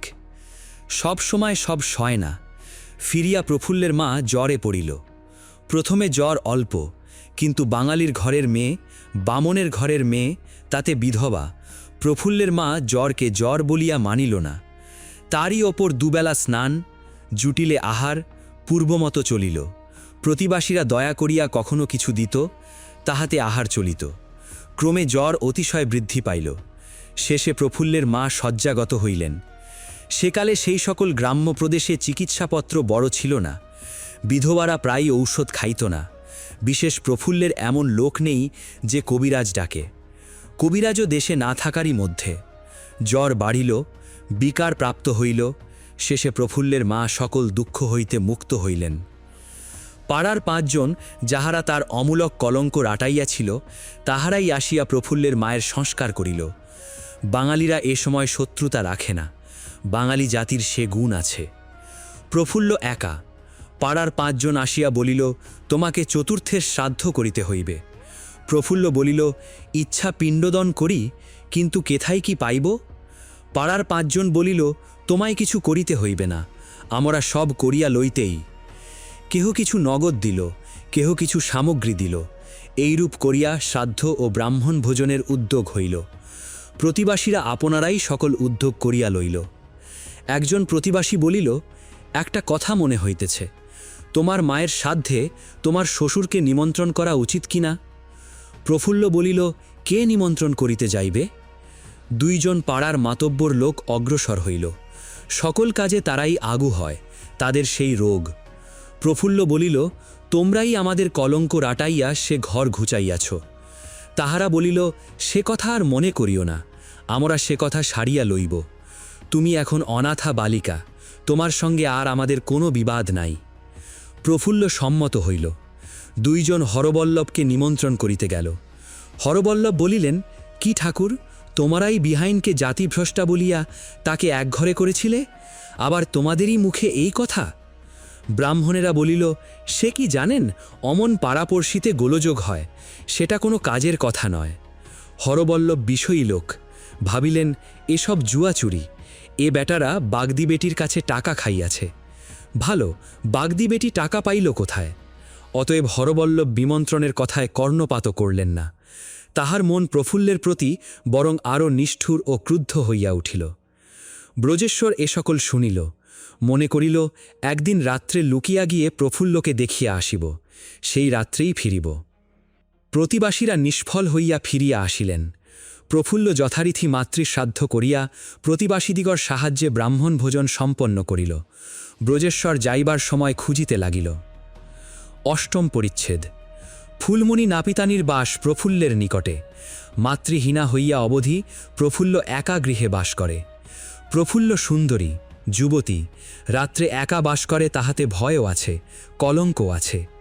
কাছে শুইবার জন্য রাত্রে একজন স্ত্রীলোক চাই। ফুলমণিকে এজন্য প্রফুল্ল অনুরোধ করিয়াছিল। ফুলমণি বিধবা, তার এক বিধবা ভগ্নিবিচ্ছিন্ন কেহ নাই, আর তারা দুই বোনেই প্রফুল্লের মায়ের অনুগত ছিল। এই জন্য প্রফুল্ল ফুলমণিকে অনুরোধ করে, আর ফুলমণিও সহজে স্বীকার করে। অতএব যেদিন প্রফুল্লের মা মরিয়াছিল, সেই দিন অবধি প্রফুল্লের বাড়িতে ফুলমণি প্রতিদিন সন্ধ্যার পর আসিয়া শয়। তবে ফুলমণি কি চরিত্রের লোক, তাহা হেলে মানুষ প্রফুল্ল সবিশেষ জানিত না। ফুলমণি প্রফুল্লের অপেক্ষা বয়সে 10 বছরের বড়। দেখিতে শুনিতে মন্দ নয়, বেশভূষায় একটু পারিপাট্য রাখিত। একই ইতর জাতির মেয়ে, তাতে বালবিধবা। চরিত্রটা বড় খাঁটি রাখিতে পারে নাই। গ্রামের জমিদার পাড়ান চৌধুরী, তাহার একজন গোমস্তা দুর্লভ চক্রবর্তী ওই গ্রামে আসিয়া মধ্যে মধ্যে কাছারি করিত। লোকে বলিত ফুলমণি দুর্লভের বিশেষ অনুগৃহীতা, অথবা দুর্লভ তাহার অনুগৃহীত। এ সকল কথা প্রফুল্ল একেবারে যে কখনো শোনে নাই তা নয়, কিন্তু কি করে, আর কেহ আপনার ঘর হাড় ফেলিয়া প্রফুল্লের কাছে আসিয়া শুইতে চাহে না। বিশেষ প্রফুল্ল মনে করিল, সে মন্দ হোক, আমি না মন্দ হইলে আমায় কে মন্দ করিবে। অতএব ফুলমণি 2-4 দিন আসিয়া প্রফুল্লের ঘরে শুইল। শ্রাদ্ধের পরদিন ফুলমণি একটু দেরি করিয়া আসিতেছিল। পথে একটা আমগাছের তলায় একটা বন আছে। আসিবার সময় ফুলমণি সেই বনে প্রবেশ করিল। সেই বনের ভিতর একজন পুরুষ দাঁড়িয়াছিল। বলা বাহুল্য যে সে সেই দুর্লভ চন্দ্র। চক্রবর্তী মহাশয় কৃতা ভিসারা, তাম্বুল রাগা রধরা, রাঙা পেরে শাড়ি পরা, হাসিতে মুখ ভরা ফুলমণিকে দেখিয়া বলিলেন, কেমন আজ? ফুলমণি বলিলেন, হ্যাঁ, আজই বেশ। তুমি রাত্রি দুপুরের সময় পালকি নিয়ে এসো, দুয়ারে টোকা মেরো, আমি দুয়ার খুলিয়া দিব, কিন্তু দেখো গোল না হয়। দুর্লভ, তার ভয় নাই, কিন্তু সে তো গোল করবে না। ফুলমণি, তার একটা ব্যবস্থা করতে হবে। আমি আস্তে আস্তে দৌড়টি খুলব, তুমি আস্তে আস্তে সে ঘুমিয়ে থাকতে থাকতে তার মুখটি কাপড় দিয়ে চাপিয়া বেঁধে ফেলিবে, তারপর চেঁচায় কার বাপের সাধ্য। দুর্লভ, তা অমন জোর করে নিয়ে গেলে কয়দিন থাকিবে? ফুল, একবার নিয়ে যেতে পারলেই হলো। যার 3 কুলে কেউ নেই, যে অন্যের কাঙাল, সে খেতে পাবে, কাপড় পাবে, গয়না পাবে, টাকা পাবে, সোহাগ পাবে, সে আবার থাকবে না? সে ভার আমার, আমি যেন গয়না টাকার ভাগ পাই। এইরূপ কথাবার্তা সমাপ্ত হইলে দুর্লভ স্বস্থানে গেল, ফুলমণি প্রফুল্লের কাছে গেল। প্রফুল্ল এ সর্বনাশের কথা কিছুই জানিতে পারে নাই। সে মায়ের কথা ভেবে ভেবে শয়ন করিল। মায়ের জন্য যেমন কাঁদে তেমনি কাঁদিল, কাঁদিয়া যেমন রোজ ঘুমায় তেমনি ঘুমাইল। দুপ্রহরে দুর্লভ আসিয়া দুয়ারে টোকা মারিল। ফুলমণি দুয়ার খুলিল। দুর্লভ প্রফুল্লের মুখ বেঁধে ধরাধরি করিয়া পালকিতে তুলিল। বাহকেরা নিঃশব্দে তাহাকে পাড়ানবাবু জমিদারের বিহার মন্দিরে লইয়া চলিল। বলা বাহুল্য ফুলমণি সঙ্গে সঙ্গে চলিল। ইহার অর্ধদণ্ড পরে ব্রজেশ্বর সেই শূন্য গৃহে প্রফুল্লের সন্ধানে আসিয়া উপস্থিত হইল। ব্রজেশ্বর সকলকে লুকাইয়া রাত্রে পলাইয়া আসিয়াছে। হায়, কোথাও কেহ নাই। প্রফুল্লকে লইয়া বাহকেরা নিঃশব্দে চলিল বলিয়াছি, কেহ মনে না করেন এটা ভ্রম প্রমাদ। বাহকের প্রকৃতি শব্দ করা, কিন্তু এবার শব্দ করার পক্ষে তাহাদের প্রতি নিষেধ ছিল। শব্দ করিলে গোলযোগ হইব। তাছাড়া আরেকটা কথা ছিল, ব্রহ্ম ঠাকুরানীর মুখে শোনা গিয়াছে বড় ডাকাতের ভয়। বাস্তবিক এরূপ ভয়ানক দস্যুভীতি কখনো কোনো দেশে হইয়াছিল কিনা সন্দেহ। তখন দেশ অরাজক, মুসলমানের রাজ্য গিয়াছে, ইংরেজের রাজ্য ভালো করিয়া পত্তন হয় নাই, হইতেছে মাত্র। তাতে আবার বছর কত হইল ৭৬ মন্বন্তরে দেশ ছারখার করিয়া গিয়াছে। তারপর আবার দেবী সিংহের ইজারা। পৃথিবীর ওপারে ওয়েস্টমিনস্টার হলে দাঁড়িয়া এডমান্ড বার্ক সেই দেবী সিংহকে অমর করিয়া গিয়াছেন। পর্বতোদ্গীর্ণ অগ্নিশিখাবৎ জ্বালাময় বাক্যস্রোতে বার্ক দেবীসিংহকে দুর্বিসহ অত্যাচার অনন্তকাল সমীপে পাঠাইয়াছেন। তাহার নিজ মুখে সে দৈববাণী তুল্য বাক্য পরস্পরা শুনিয়া শোকে অনেক স্ত্রীলোক মূর্ছিত হইয়া পড়িয়াছিল। আজিও ১০০ বছর পরে সেই বক্তৃতা পড়িতে গেলে শরীর রোমাঞ্চিত এবং হৃদয় উন্মত্ত হয়।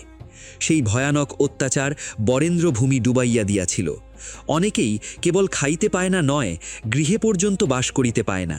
যাহাদের খাইবার নাই তাহারা পরের কাড়িয়া খায়। কাজেই এখন গ্রামে গ্রামে দলে দলে চোর ডাকাত। কাহার সাধ্য শাসন করে? গুডল্যাট সাহেব রংপুরের প্রথম কালেক্টর, ফৌজদারি তাঁরই জিম্মে। তিনি দলে দলে সিপাহী ডাকাত ধরিতে পাঠাইতে লাগিলেন। সিপাহীরা কিছুই করিতে পারিল না।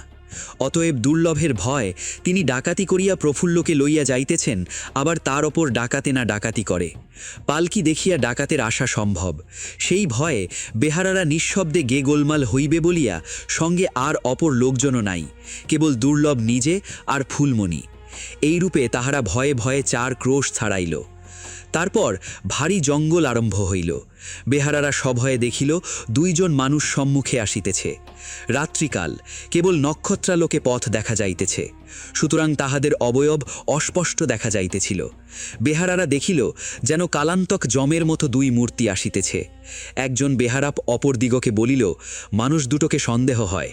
অপর আর একজন বলিল, রাত্রে যখন বেড়াচ্ছে তখন কি আর ভালো মানুষ? তৃতীয় বাহক বলিল, মানুষ দুটো ভারী জোয়ান। চতুর্থ, হাতে লাঠি দেখছি না? প্রথম, চক্রবর্তী মশাই কি বলেন? আর তো এগোনো যায় না, ডাকাতের হাতে প্রাণটা যাবে। চক্রবর্তী মহাশয় বলিলেন, তাই তো, বড় বিপদ দেখি যে, যা ভেবেছিলাম তাই হল। এমন সময়ে যে ২ জন ব্যক্তি আসিতেছিল তাহারা পথে লোক দেখিয়া হাঁকল, কোন হ্যারে? বেহারারা অমনি পালকি মাটিতে ফেলিয়া দিয়া বাবাগো শব্দ করিয়া একেবারে জঙ্গলের ভিতর পলাইয়া গেল। দেখিয়া দুর্লভ চক্রবর্তী মহাশয়ও সেই পথাবলম্বী হইলেন। তখন ফুলমণি, আমায় ফেলে কোথা যাও বলিয়া তাহার পাহু পাহু ছুটিল। যে ২ জন আসিতেছিল, যাহারা এই ১০ জন মানুষের ভয়ের কারণ, তাহারা পথিক মাত্র। ২ জন হিন্দুস্থানি দিনাজপুরের রাজ সরকারের চাকরির চেষ্টায় যাইতেছে। রাত্রি প্রভাত নিকট দেখিয়া সকালে সকালে পথ চলিতে আরম্ভ করিয়াছে। বেহারারা পলাইয়া দেখিয়া তাহারা একবার খুব হাসিল। তারপর আপনাদের গন্তব্য পথে চলিয়া গেল। কিন্তু বেহারারা আর ফুলমণি ও চক্রবর্তী মহাশয় আর পাছু ফিরিয়া চাহিল না। প্রফুল্ল পালকিতে উঠিয়াই মুখের বাঁধন স্বহস্তে খুলিয়া ফেলিয়াছিল। রাত্রি ২ প্রহরে চিৎকার করিয়া কি হইবে বলিয়া চিৎকার করে নাই। চিৎকার শুনিতে পাইলেও বা কে ডাকাতের সম্মুখে আসিবে? প্রথমে ভয়ে প্রফুল্ল কিছু আত্মবিস্মৃত হইয়াছিল, কিন্তু এখন প্রফুল্ল স্পষ্ট বুঝিল যে সাহস না করিলে মুক্তির কোনো উপায় নাই। যখন বেহারারা পালকি ফেলিয়া পলাইল, তখন প্রফুল্ল বুঝিল আর একটা কি নূতন বিপদ। ধীরে ধীরে পালকির কপাট খুলিল। অল্প মুখ বাড়াইয়া দেখিল ২ জন মনুষ্য আসিতেছে। তখন প্রফুল্ল ধীরে ধীরে কপাট বন্ধ করিল। যে অল্প ফাঁক রজিল, তাহা দিয়া প্রফুল্ল দেখিল মনুষ্য ২ জন চলিয়া গেল।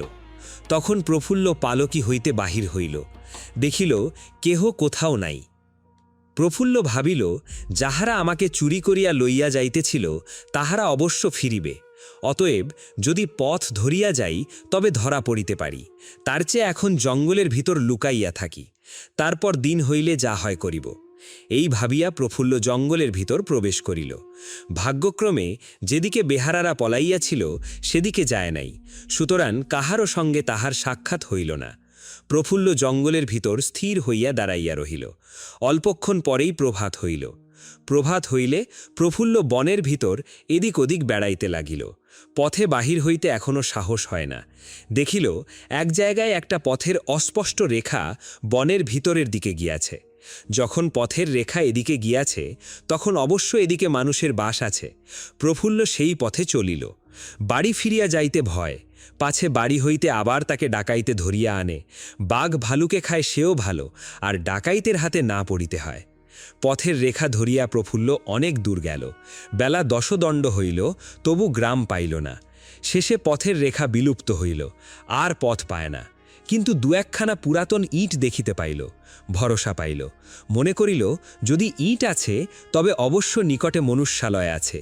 যাইতে যাইতে ইটের সংখ্যা বাড়িতে লাগিল, জঙ্গল দুর্ভেদ্য হইয়া উঠিল। শেষে প্রফুল্ল দেখিল নিবিড় জঙ্গলের মধ্যে এক বৃহৎ অট্টালিকার ভগ্নাবশেষ রহিয়াছে। প্রফুল্ল ইষ্টক স্তূপের উপর আরোহণ করিয়া চারিদিক নিরীক্ষণ করিল। দেখিল এখনও দু চারটে ঘর অভগ্ন আছে। মনে করিল এখানে মানুষ থাকিলেও থাকিতে পারে। প্রফুল্ল সেই সকল ঘরের ভিতর প্রবেশ করিতে গেল।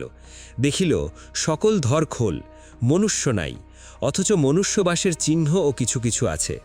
ক্ষণক্ষণ পরে প্রফুল্ল কোনো বুড়া মানুষের কাতরানি শুনিতে পাইল। শব্দ লক্ষ্য করিয়া প্রফুল্ল এক কুঠুরি মধ্যে প্রবেশ করিল। দেখিল সেখানে এক বুড়া শুইয়া কতরাইতেছে। বুড়ার শীর্ণ দেহ, শুষ্ক ওষ্ঠ, চক্ষু কট্টরগত, ঘন শ্বাস। প্রফুল্ল বুঝিল ইহার মৃত্যু নিকট। প্রফুল্ল তাহার শয্যার কাছে গিয়া দাঁড়াইল। বুড়া প্রায় শুষ্ক কণ্ঠে বলিল, মা, তুমি কে? তুমি কি কোনো দেবতা, মৃত্যুকালে আমার উদ্ধারের জন্যে আসিলে? প্রফুল্ল বলিল, আমি অনাথা, পথ ভুলিয়া এখানে আসিয়াছি। তুমিও দেখিতেছি অনাথ, তোমার কোনো উপকার করিতে পারি?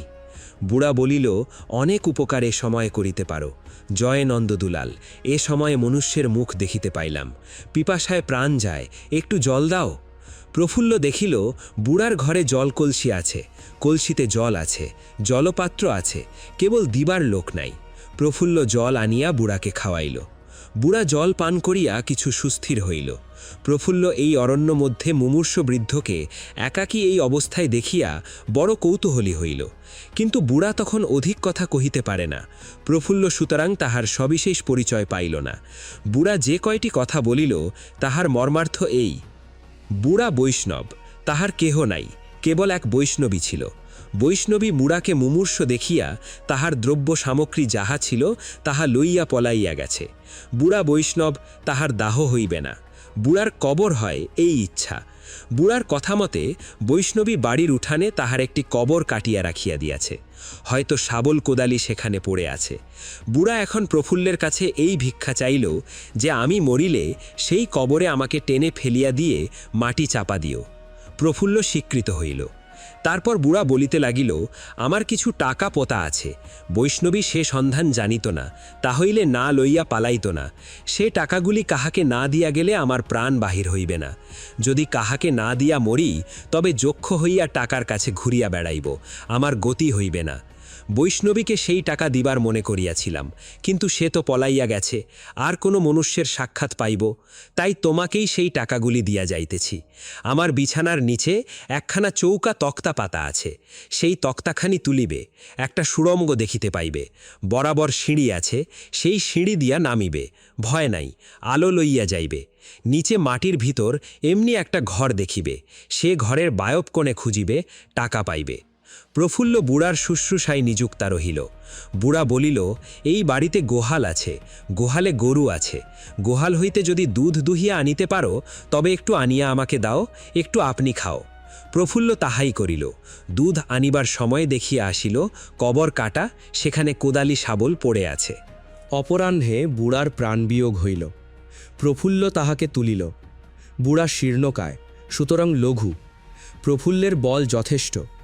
প্রফুল্ল তাহাকে লইয়া গিয়া কবরে শুয়াইয়া মাটি চাপা দিল। পরে নিকটস্থ কূপে স্নান করিয়া ভিজা কাপড় অধক্ষানা পরিয়া রৌদ্রে শুকাইল। তারপরে কোদালি শাবল লইয়া বুড়ার টাকার সন্ধানে চলিল। বুড়া তাহাকে টাকা দিয়া গিয়াছে, সুতরাং লইতে কোনো বাধা আছে মনে করিল না। প্রফুল্ল দীন দুঃখনী। প্রফুল্ল বুড়াকে সমাধি মন্দিরে প্রেহিত করিবার পূর্বেই তাহার শয্যা তুলিয়া বনে ফেলিয়া দিয়াছিল। দেখিয়াছিল যে শয্যার নিচে যথার্থই একখানি চৌকা তক্তা, দীর্ঘে প্রস্থে 3 হাত হইবে, মেঝেতে বসানো আছে। এখন শাবল আনিয়া তাহার চারে তক্তা উঠাইল।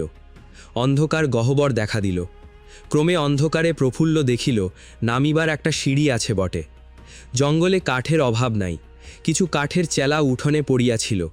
প্রফুল্ল তাহা বইয়া আনিয়া কতকগুলো গহ্বর মধ্যে নিক্ষেপ করিল। তারপর অনুসন্ধান করিতে লাগিল চকমকি দিয়াশলাই আছে কিনা। বুড়া মানুষ, অবশ্য তামাকু খাইত। স্যার ওয়াল্টার রলের অবিষ্ক্রিয়ার পর কোন বুড়া তামাকু ব্যতীত এ ছাড়, এ নশ্বর, এ নিরস, এ দুর্বিসহ জীবন শেষ করিতে পারিয়াছে? আমি গ্রন্থকার মুক্ত কণ্ঠে বলিতেছি যে যদি এমন বুড়া কেহ ছিল, তবে তার মরা ভালো হয় নাই। তার আর কিছুদিন থাকিয়া এই পৃথিবীর দুর্বিসহ যন্ত্রণা ভোগ করাই উচিত ছিল। খুঁজিতে খুঁজিতে প্রফুল্ল চকমকি, শোলা, দিয়াশলাই সব পাইল। তখন প্রফুল্ল গহ্বর উচাইয়া বিচালি লইয়া আসিল। চকমকিল আগুনে বিচালি জ্বালিয়া সেই সরু সিঁড়িতে পাতালে নামিল। শাবল কোদালি আগে নিচে ফেলিয়া দিয়াছিল। দেখিল দিব্যি একটি ঘর। বায়ু কোন আগে ঠিক করিল। তারপর যেসব কাঠ ফেলিয়া দিয়াছিল তাহা বিচালির আগুনে জ্বালিল। উপরে মুক্ত পথ দিয়া ধোঁয়া বাহির হইয়া যাইতে লাগিল। ঘর আলো হইল। সেইখানে প্রফুল্ল খুঁড়িতে আরম্ভ করিল। খুঁড়িতে খুঁড়িতে ঠং করিয়া শব্দ হইল। প্রফুল্লের শরীর রোমাঞ্চিত হইল। বুঝিল ঘটি কি ঘোড়ার গায়ে শাবল ঠেকিয়াছে। কিন্তু কোথা হইতে কার ধন এখানে আসিল তার পরিচয় আগে দিই। বুড়ার নাম কৃষ্ণগোবিন্দ দাস। কৃষ্ণগোবিন্দ কায়স্থের সন্তান।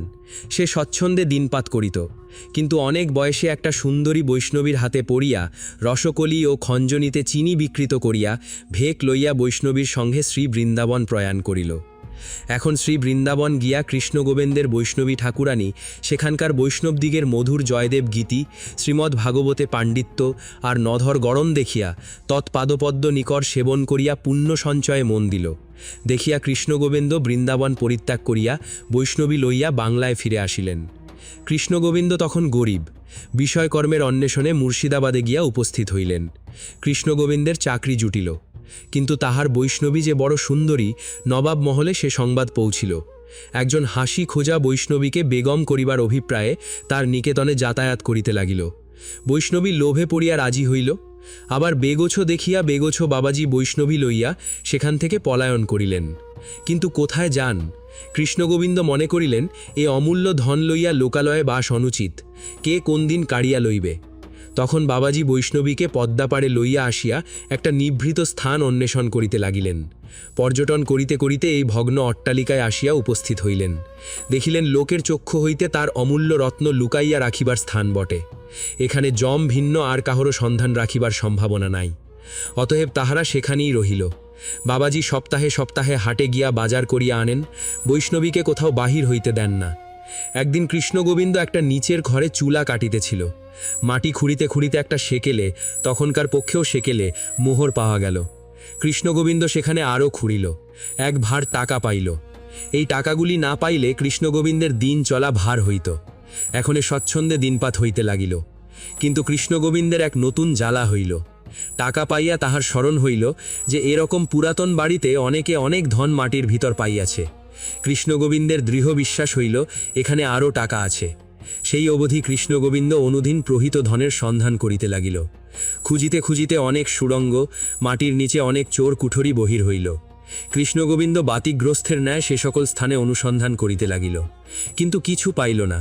এক বছর এইরূপ ঘুরিয়া ঘুরিয়া কৃষ্ণগোবিন্দ কিছু শান্ত হইল, কিন্তু তথাপি মধ্যে মধ্যে নিচের চোর কুঠরিতে গিয়া সন্ধান করিত। একদিন দেখিল এক অন্ধকার ঘরে এক কোণে একটা কি চকচক করিতেছে। দৌড়ে গিয়া তাহা তুলিল। দেখিল মোহর। ইঁদুরে মাটি তুলিয়াছিল, সেই মাটির সঙ্গে উহা উঠিয়াছিল। কৃষ্ণগোবিন্দ তখন কিছু করিল না, হাটবারের অপেক্ষা করিতে লাগিল। এবার হাটবারে বৈষ্ণবীকে বলিল, আমার বড় অসুস্থ করিয়াছে, তুমি হাট করিতে যাও। বৈষ্ণবী সকালে হাট করিতে গেল।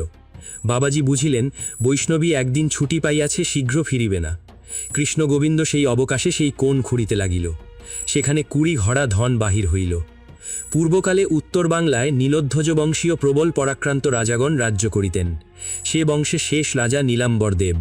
নীলাম্বরের অনেক রাজধানী ছিল, অনেক নগরে অনেক রাজভবন ছিল। এই একটি রাজভবন। এখানে বৎসরে 2-1 সপ্তাহ বাস করিতেন। গৌড়ের বাদশাহ একদা উত্তর বাংলা জয় করিবার ইচ্ছায় নীলাম্বরের বিরুদ্ধে সৈন্য প্রেরণ করিলেন। নীলাম্বর বিবেচনা করিলেন যে কি জানি, যদি পাঠানেরা রাজধানী আক্রমণ করিয়া অধিকার করে, তাহলে পূর্বপুরুষদিগের সঞ্চিত ধনরাশি তাহাদের হস্তগত হইবে। আগে সাবধান হওয়া ভালো। এই বিবেচনা করিয়া যুদ্ধের পূর্বে নীলাম্বর অতি সঙ্গোপনে রাজভাণ্ডার হইতে ধন সকল এখানে আনিলেন। স্বহস্তে তাহা মাটিতে পুঁতিয়া রাখিলেন। আর কেহ জানিল না যে কোথায় ধন রহিল। যুদ্ধে নীলাম্বর বন্দী হইলেন। পাঠান সেনাপতি তাহাকে গৌড়ে চালান করিল। তারপর আর তাহাকে মনুষ্যলোকে কেহ দেখে নাই। তাহার শেষ কি হইল কেহ জানে না। তিনি আর কখনো দেশে ফেরেন নাই। সেই অবধি তাহার ধনরাশি সেইখানে পোতা রহিল। সেই ধনরাশি কৃষ্ণগোবিন্দ পাইল। সুবর্ণ, হীরক, মুক্তা, অন্ন, রত্ন অসংখ্য, অগণ্য, কেহ স্থির করিতে পারে না কত। কৃষ্ণগোবিন্দ 20 ঘোড়া এইরূপ ধন পাইল। কৃষ্ণগোবিন্দ ঘোড়াগুলি সাবধানে পুতিয়া রাখিল। বৈষ্ণবীকে একদিনের তরেও এ ধরনের কথা কিছুই জানিতে দিল না। কৃষ্ণগোবিন্দ অতিশয় কৃপণ, ইহা হইতে একটি মোহর লইয়াও কখনো খরচ করিল না। এ ধন গায়ের রক্তের মতো বোধ করিত। সেই ভাড়ের টাকাতেই কায়িক ক্লেশে দিন চালাইতে লাগিল। সেই ধন এখন প্রফুল্ল পাইল। ঘোড়াগুলি বেশ করিয়া পুতিয়া রাখিয়া আসিয়া প্রফুল্ল শয়ন করিল। সমস্ত দিনের পরিশ্রমের পর সেই বিচালির বিছানায় প্রফুল্ল শীঘ্রই নিদ্রায় অভিভূত হইল। 10ম পরিচ্ছেদ। এখন একটু ফুলমণির কথা বলি। ফুলমণি নাপিতানি হরিণীর ন্যায় বাহিয়া বাছিয়া দ্রুতপদে জীবে প্রাণ সমর্পণ করিয়াছিল। ডাকাতের ভয়ে দুর্লভচন্দ্র আগে আগে পলাইলেন, ফুলমণি পাছু পাছু ছুটিয়া গেল। কিন্তু দুর্লভের এমনই পলাইবার রোখ যে তিনি পশ্চাৎধাবিতা প্রণয়িনীর কাছে নিতান্ত দুর্লভ হইলেন। ফুলমণি যত ডাকে, ওগো দাঁড়াও গো, আমায় ফেলে যেও না গো, দুর্লভচন্দ্র তত ডাকে, ও বাবা গো, ওই এলো গো। কাঁটাবনের ভিতর দিয়ে পগার লাফাইয়া কাদা ভাঙিয়া ঊর্ধ্বশ্বাসে দুর্লভ ছোটে। হায়, কাছা খুলিয়া গিয়াছে, এক পায়ের নাগরা জুতা কোথায় পড়িয়া গিয়াছে। চাদরখানা একটা কাঁটাবনে বিধিয়া তাহার বীরত্বের নিশানস্বরূপ বাতাসে উড়িতেছে। তখন ফুলমণি সুন্দরী হাঁকিল, ও অধঃপেতে মিনোরে, মেয়ে মানুষকে ভুলিয়ে এনে এমনি করে কি ডাকাতের হাতে সোপে দিয়া যেতে হয় রে মিনো। শুনিয়া দুর্লভচন্দ্র ভাবিলেন, তবে নিশ্চিত ইহাকে ডাকাইতে ধরিয়াছে। অতএব দুর্লভচন্দ্র বিনা বাক্যব্যয়ে আরও বেগে ধাবমান হইলেন। ফুলমণি ডাকিল, ও অধঃপেতে, ও পোড়ার মুখ, ও অটকুরির পুত, ও হাবাতে, ও ড্যাকরা, ও বিটলে। ততক্ষণে দুর্লভ অদৃশ্য হইল। কাজেই ফুলমণিও গলবাজি ক্ষান্ত দিয়া কাঁদিতে আরম্ভ করিল। রোদনকালে দুর্লভের মাতা পিতার প্রতি নানাবিধ দোষারোপ করিতে লাগিল। এদিকে ফুলমণি দেখিল কই, ডাকাইতেরা তো কেহ আসিল না। কিছুক্ষণ দাঁড়িয়ে ভাবিল, কান্না বন্ধ করিল। শেষ দেখিল না ডাকাইতে আসে, না দুর্লভচন্দ্র দেখা দেয়। তখন জঙ্গল হইতে বাহির হইবার পথ খুঁজিতে লাগিল। তাহার ন্যায় চতুরার পক্ষে পথ পাবা বড় কঠিন হইল না। সহজেই বাহির হইয়া সে রাজপথে উপস্থিত হইল। কোথাও কেহ নাই দেখিয়া সে গৃহাভিমুখে ফিরিল। দুর্লভের উপর তখন বড় রাগ। অনেক বেলা হইলে ফুলমণি ঘরে পৌঁছিল। দেখিল তাহার ভগিনী অলোকমণি ঘরে নাই, স্নানে গিয়াছে। ফুলমণি কাহাকে কিছু না বলিয়া কপাট ভেজাইয়া শয়ন করিল। রাত্রে নিদ্রা হয় নাই, ফুলমণি শুইবামাত্র ঘুমিয়া পড়িল। তাহার দিদি আসিয়া তাহাকে উঠাইল, জিজ্ঞাসা করিল, কিলা, তুই এখন এলি?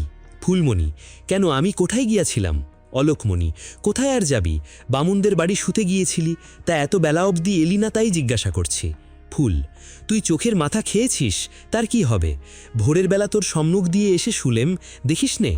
অলোকমণি, সে কি বোন, আমি তোর বেলা দেখে 3 বার বামুনদের বাড়ি গিয়ে তোকে খুঁজে এলাম, তা তোকেও দেখলাম না, কাহাকেও দেখলাম না। হেলা, প্রফুল্ল আজ কোথায় গেছেলা?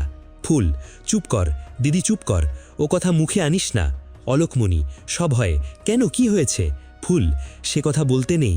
অলোকমণি, কেনলা? ফুল, আমরা ছোট লোক, আমাদের দেবতা ব্রাহ্মণের কথায় কাজ কি বোন? সে কি, প্রফুল্ল কি করেছে? ফুল, প্রফুল্ল কি আর আছে? অলোকমণি, পুনশ্চ অস্বভ হয়, সে কি, কি বলিস? ফুল, অতি অস্ফুট মরে, কারো সাক্ষাতে বলিস নে, দেখিস আমার মাথা খাস। ভগিনী, অলোকমণির গা থরথর করিয়া কাঁপিতে লাগিল। ফুলমণি তখন এক আষাঢ়ে গল্প ফাদিল। ফুলমণি প্রফুল্লের বিছানায় রাত্রি 3য় প্রহরের সময়ে তার মাকে বসি থাকিতে দেখিয়াছিল। ক্ষণ পরেই ঘরের ভিতরে একটা ভারী ঝড় উঠিল, তারপর আর কেহ কোথাও নাই। ফুলমণি মূর্ছিতা হইয়া দাঁত কপাটি লাগিয়া পড়িয়া রহিল, ইত্যাদি ইত্যাদি। ফুলমণি উপন্যাসের উপসংহারকালে দিদিকে বিশেষ করিয়া সাবধান করিয়া দিল যে, দেখিস এ কথা কাহারও সাক্ষাতে প্রচার না হয়, দেখিস আমার মাথা খাস। দিদি বলিলেন, না গো, এ কথা কি বলা যায়? কিন্তু কথিতা দিদি মহাশয়া তখন চাল ধুইবার ছলে ধুচুনি হাতে পল্লী পরিভ্রমণে নিষ্প্রান্ত হইলেন এবং ঘরে ঘরে উপন্যাসটি সালঙ্কার ব্যাখ্যা করিয়া সকলকে সাবধান করিয়া দিলেন যে, দেখো এ কথা প্রচার না হয়। কাজেই ইহা শীঘ্রই প্রচারিত হইয়া রূপান্তরে প্রফুল্লের শ্বশুর বাড়ি গেল। রূপান্তর কিরূপ, পরে বলিব। অকাদশ পরিচ্ছেদ। প্রভাতে উঠিয়া প্রফুল্ল ভাবিল, এখন কি করি, কোথায় যাই? এ নিবিড় জঙ্গল তো থাকিবার স্থান নয়, এখানে একা থাকিব কি প্রকারে? যাই বা কোথায়? বাড়ি ফিরিয়া যাইব, আবার ডাকাইতে ধরিয়া লইয়া যাইবে, আর যেখানে যাই এ ধনগুলি লইয়া যাইব কি প্রকারে? লোক দিয়া বহিয়া লইয়া গেলে জানাজানি হবে, চোর ডাকাইতে কাড়িয়া লইবে, লোকই বা পাইব কোথায়? যাহাকে পাইব তাহাকেই বা কি বিশ্বাস? আমাকে মারিয়া ফেলিয়া টাকাগুলি কাড়িয়া লইতে কতক্ষণ? এ ধনের রাশির লোভ কে সম্বরণ করিবে? প্রফুল্ল অনেক বেলা অবধি ভাবিল। শেষে সিদ্ধান্ত এই হইল যে অদৃষ্টে যাহাই হোক, দারিদ্র দুঃখ আর সহ্য করিতে পারিব না, এইখানেই থাকিব। আমার পক্ষে দুর্গাপুরে আর এই জঙ্গলে তফাৎ কি? সেখানেও আমাকে ডাকাইতে ধরিয়া লইয়া যাইতেছিল, এখানেও না হয় তাই করিবে। এইরূপ মনস্থির করিয়া প্রফুল্ল গৃহকর্মে প্রবৃত্ত হইল। ঘরদ্বার পরিষ্কার করিল, গরুর সেবা করিল, শেষে রন্ধনের উদ্যোগ। রাঁধিবে কি? হাঁড়ি, কাঠ, চাল, ডাল সকলেরই অভাব। প্রফুল্ল একটি মোহর লইয়া হাটের সন্ধানে বাহির হইল। প্রফুল্লের যে সাহস অলৌকিক, তাহার পরিচয় অনেক দেওয়া হইয়াছে। এ জঙ্গলে হাট কোথায়? প্রফুল্ল ভাবিল, সন্ধান করিয়া লইব। জঙ্গলে পথের রেখা আছে, পূর্বেই বলিয়াছে। প্রফুল্ল সেই রেখা ধরিয়া চলিল। যাইতে যাইতে নিবিড় জঙ্গলের ভিতর একটি ব্রাহ্মণের সঙ্গে সাক্ষাৎ হইল। ব্রাহ্মণের গায়ে নামাবলি, কপালে ফোঁটা, মাথা কামানো। ব্রাহ্মণ দেখিতে গৌরবর্ণ, অতিশয় সুপুরুষ, বয়স বড় বেশি নয়। ব্রাহ্মণ প্রফুল্লকে দেখিয়া কিছু বিস্মিত হইল, বলিল, কোথা যাইবে মা? আমি হাটে যাইব। ব্রাহ্মণ, এদিকে হাটের পথ কোথা? তবে কোন দিকে? ব্রাহ্মণ, তুমি কোথা হইতে আসিতেছ? এই জঙ্গল হইতেই। ব্রাহ্মণ, এই জঙ্গলে তোমার বাস? হ্যাঁ। ব্রাহ্মণ, তবে তুমি হাটের পথ চেনো না? আমি নতুন আসিয়াছি। ব্রাহ্মণ, এ বনে কেহ ইচ্ছাপূর্বক আসে না, তুমি কেন আসিলে? আমাকে হাটের পথ বলিয়া দিন। ব্রাহ্মণ, হাট একবেলার পথ, তুমি একা যাইতে পারিবে না, চোর ডাকাইতের বড় ভয়। তোমার আর কে আছে? আর কেহ নাই। ব্রাহ্মণ অনেকক্ষণ ধরিয়া প্রফুল্লের মুখপানে চাহিয়া দেখিল, মনে মনে বলিল, এ বালিকা সকল সুলক্ষণ যুক্তা, ভালো, দেখা যাওক ব্যাপারটা কি। প্রকাশ্যে বলিল, তুমি একা হাটে যাইও না, বিপদে পড়িবে।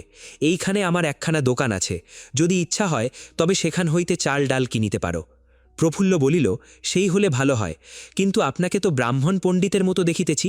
ব্রাহ্মণ পণ্ডিত অনেক রকমের আছে বাছা, তুমি আমার সঙ্গে এসো।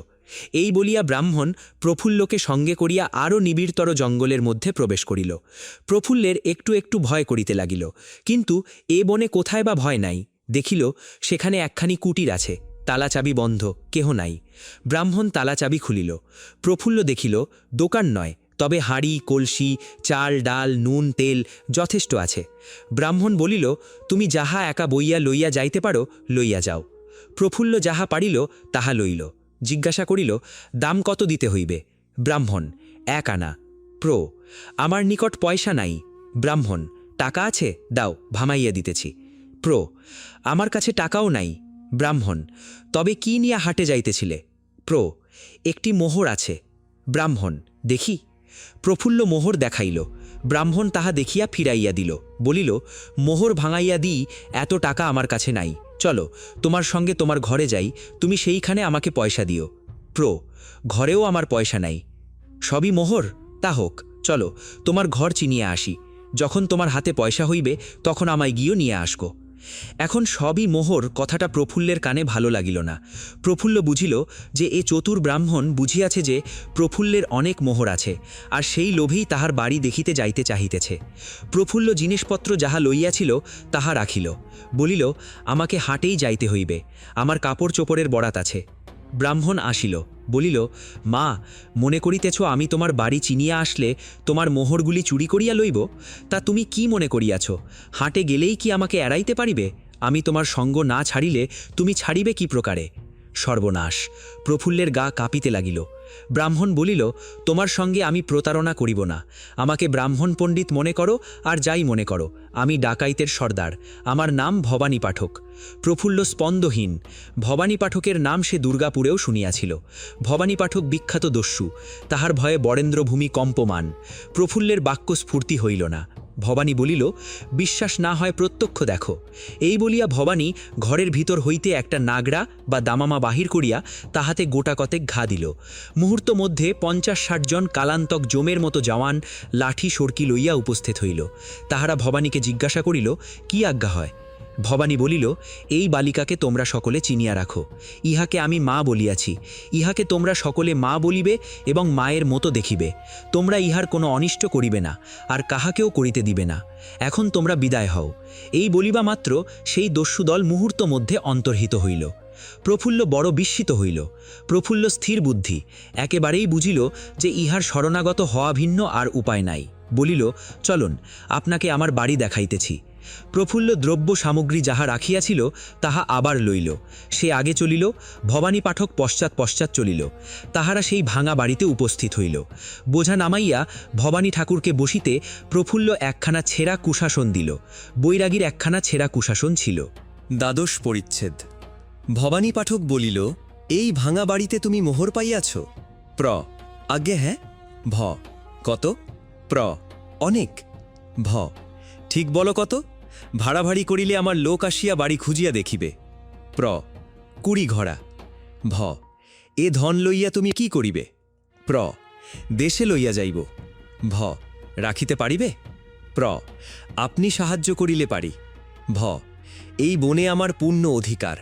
এই বনের বাহিরে আমার তেমন ক্ষমতা নাই। এ বনের বাহিরে ধন লইয়া গেলে আমি রাখিতে পারিব না। প্র, তবে আমি এই বনেই এই ধন লইয়া থাকিব। আপনি রক্ষা করিবেন? ভ, করিব। কিন্তু তুমি এত ধন লইয়া কি করিবে? প্র, লোকে ঐশ্বর্য লইয়া কি করে? ভ, ভোগ করে। প্র, আমিও ভোগ করিব। ভবানী ঠাকুর হো হো করিয়া হাসিয়া উঠিল। প্রফুল্ল অপ্রতিভ হইল। দেখিয়া ভবানী বলিল, মা, বোকা মেয়ের মতো কথাটা বলিলে তাই হাসিলাম। তোমার তো কেহই নাই বলিয়াছ, তুমি কাকে নিয়ে এই ঐশ্বর্য ভোগ করিবে? একা কি ঐশ্বর্য ভোগ হয়? প্রফুল্ল অধবদন হইল। ভবানী বলিতে লাগিল, শোনো, লোকে ঐশ্বর্য লইয়া কেহ ভোগ করে, কেহ পুণ্য সঞ্চয় করে, কেহ নরকের পথ সাফ করে। তোমার ভোগ করিবার জো নাই, কেননা তোমার কেহ নাই।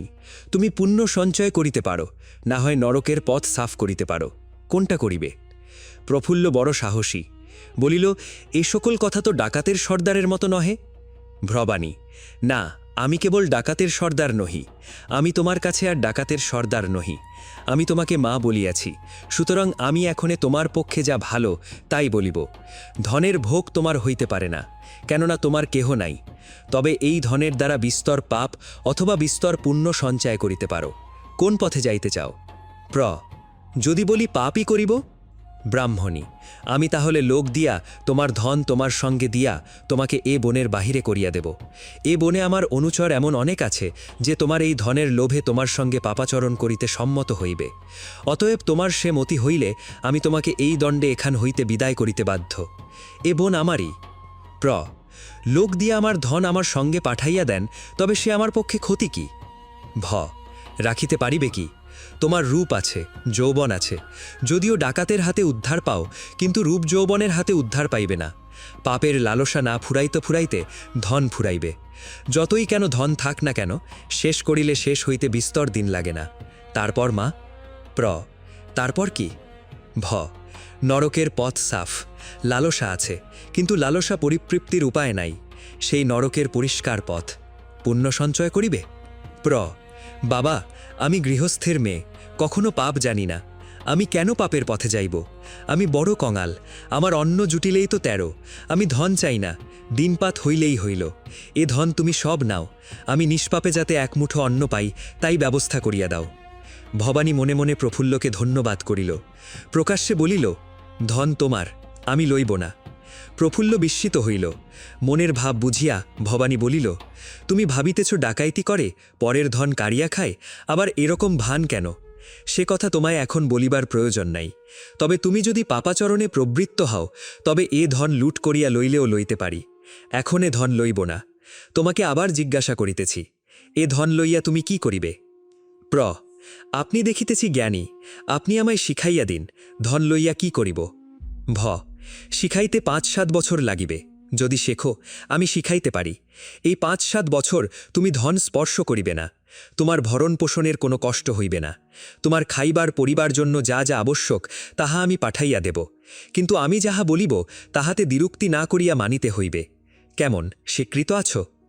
প্র, বাস করিব কোথায়? ভ, এইখানে। ভাঙাচোরা একটু একটু মেরামত করিয়া দেব।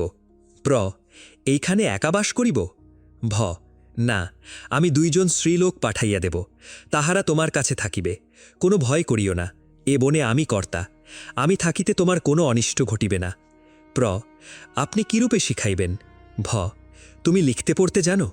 প্র, না। ভ, তাহলে প্রথমে লেখাপড়া শেখাইব। প্রফুল্ল স্বীকৃত হইল। এ অরণ্য মধ্যে একজন সহায় পাইয়া সে আহ্লাদিত হইল। ভবানী ঠাকুর বিদায় হইয়া সেই ভগ্ন অট্টালিকার বাহিরে আসিয়া দেখিলেন এক ব্যক্তি তাহার প্রতীক্ষা করিতেছে। তাহার বলিষ্ঠ গঠন, চৌগঙ্গা ও ছাটা গালপাট্টা আছে। ভবানী তাহাকে জিজ্ঞাসা করিলেন, রঙ্গরাজ, এখানে কেন? রঙ্গরাজ, আপনার সন্ধানে। আপনি এখানে কেন? ভ, যা অতদিন সন্ধান করিতেছিলাম তাহা পাইয়াছি। রঙ্গ, রাজা? ভ, রানী। রঙ্গ, রাজা রানী আর খুঁজিতে হইবে না, ইংরেজ রাজা হইতেছে। কলিকাতায় নাকি হেস্টিং বলিয়া একজন ইংরেজ ভালো রাজ্য ফাদিয়াছে। ভ, আমি সেরকম রাজা খুঁজি না, আমি খুঁজি যা তা তো তুমি জানো। রঙ্গ, এখন পাইয়াছেন কি? ভ, সে সামগ্রী পাওয়ার নহে, তৈরি করিয়া লইতে হইবে। জগদীশ্বর লোহা সৃষ্টি করেন, মানুষে কাটারি গড়িয়া লয়। ইস্পাত ভালো পাইয়াছি, এখন 5-7 বছর ধরিয়া গড়িতে শানিতে হইবে।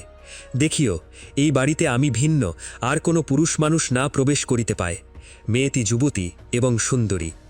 রঙ্গ, যে আড্ডে, সম্প্রতি ইজারাদারের লোক রঞ্জনপুর লুঠিয়াছে, তাই আপনাকে খুঁজিতেছি।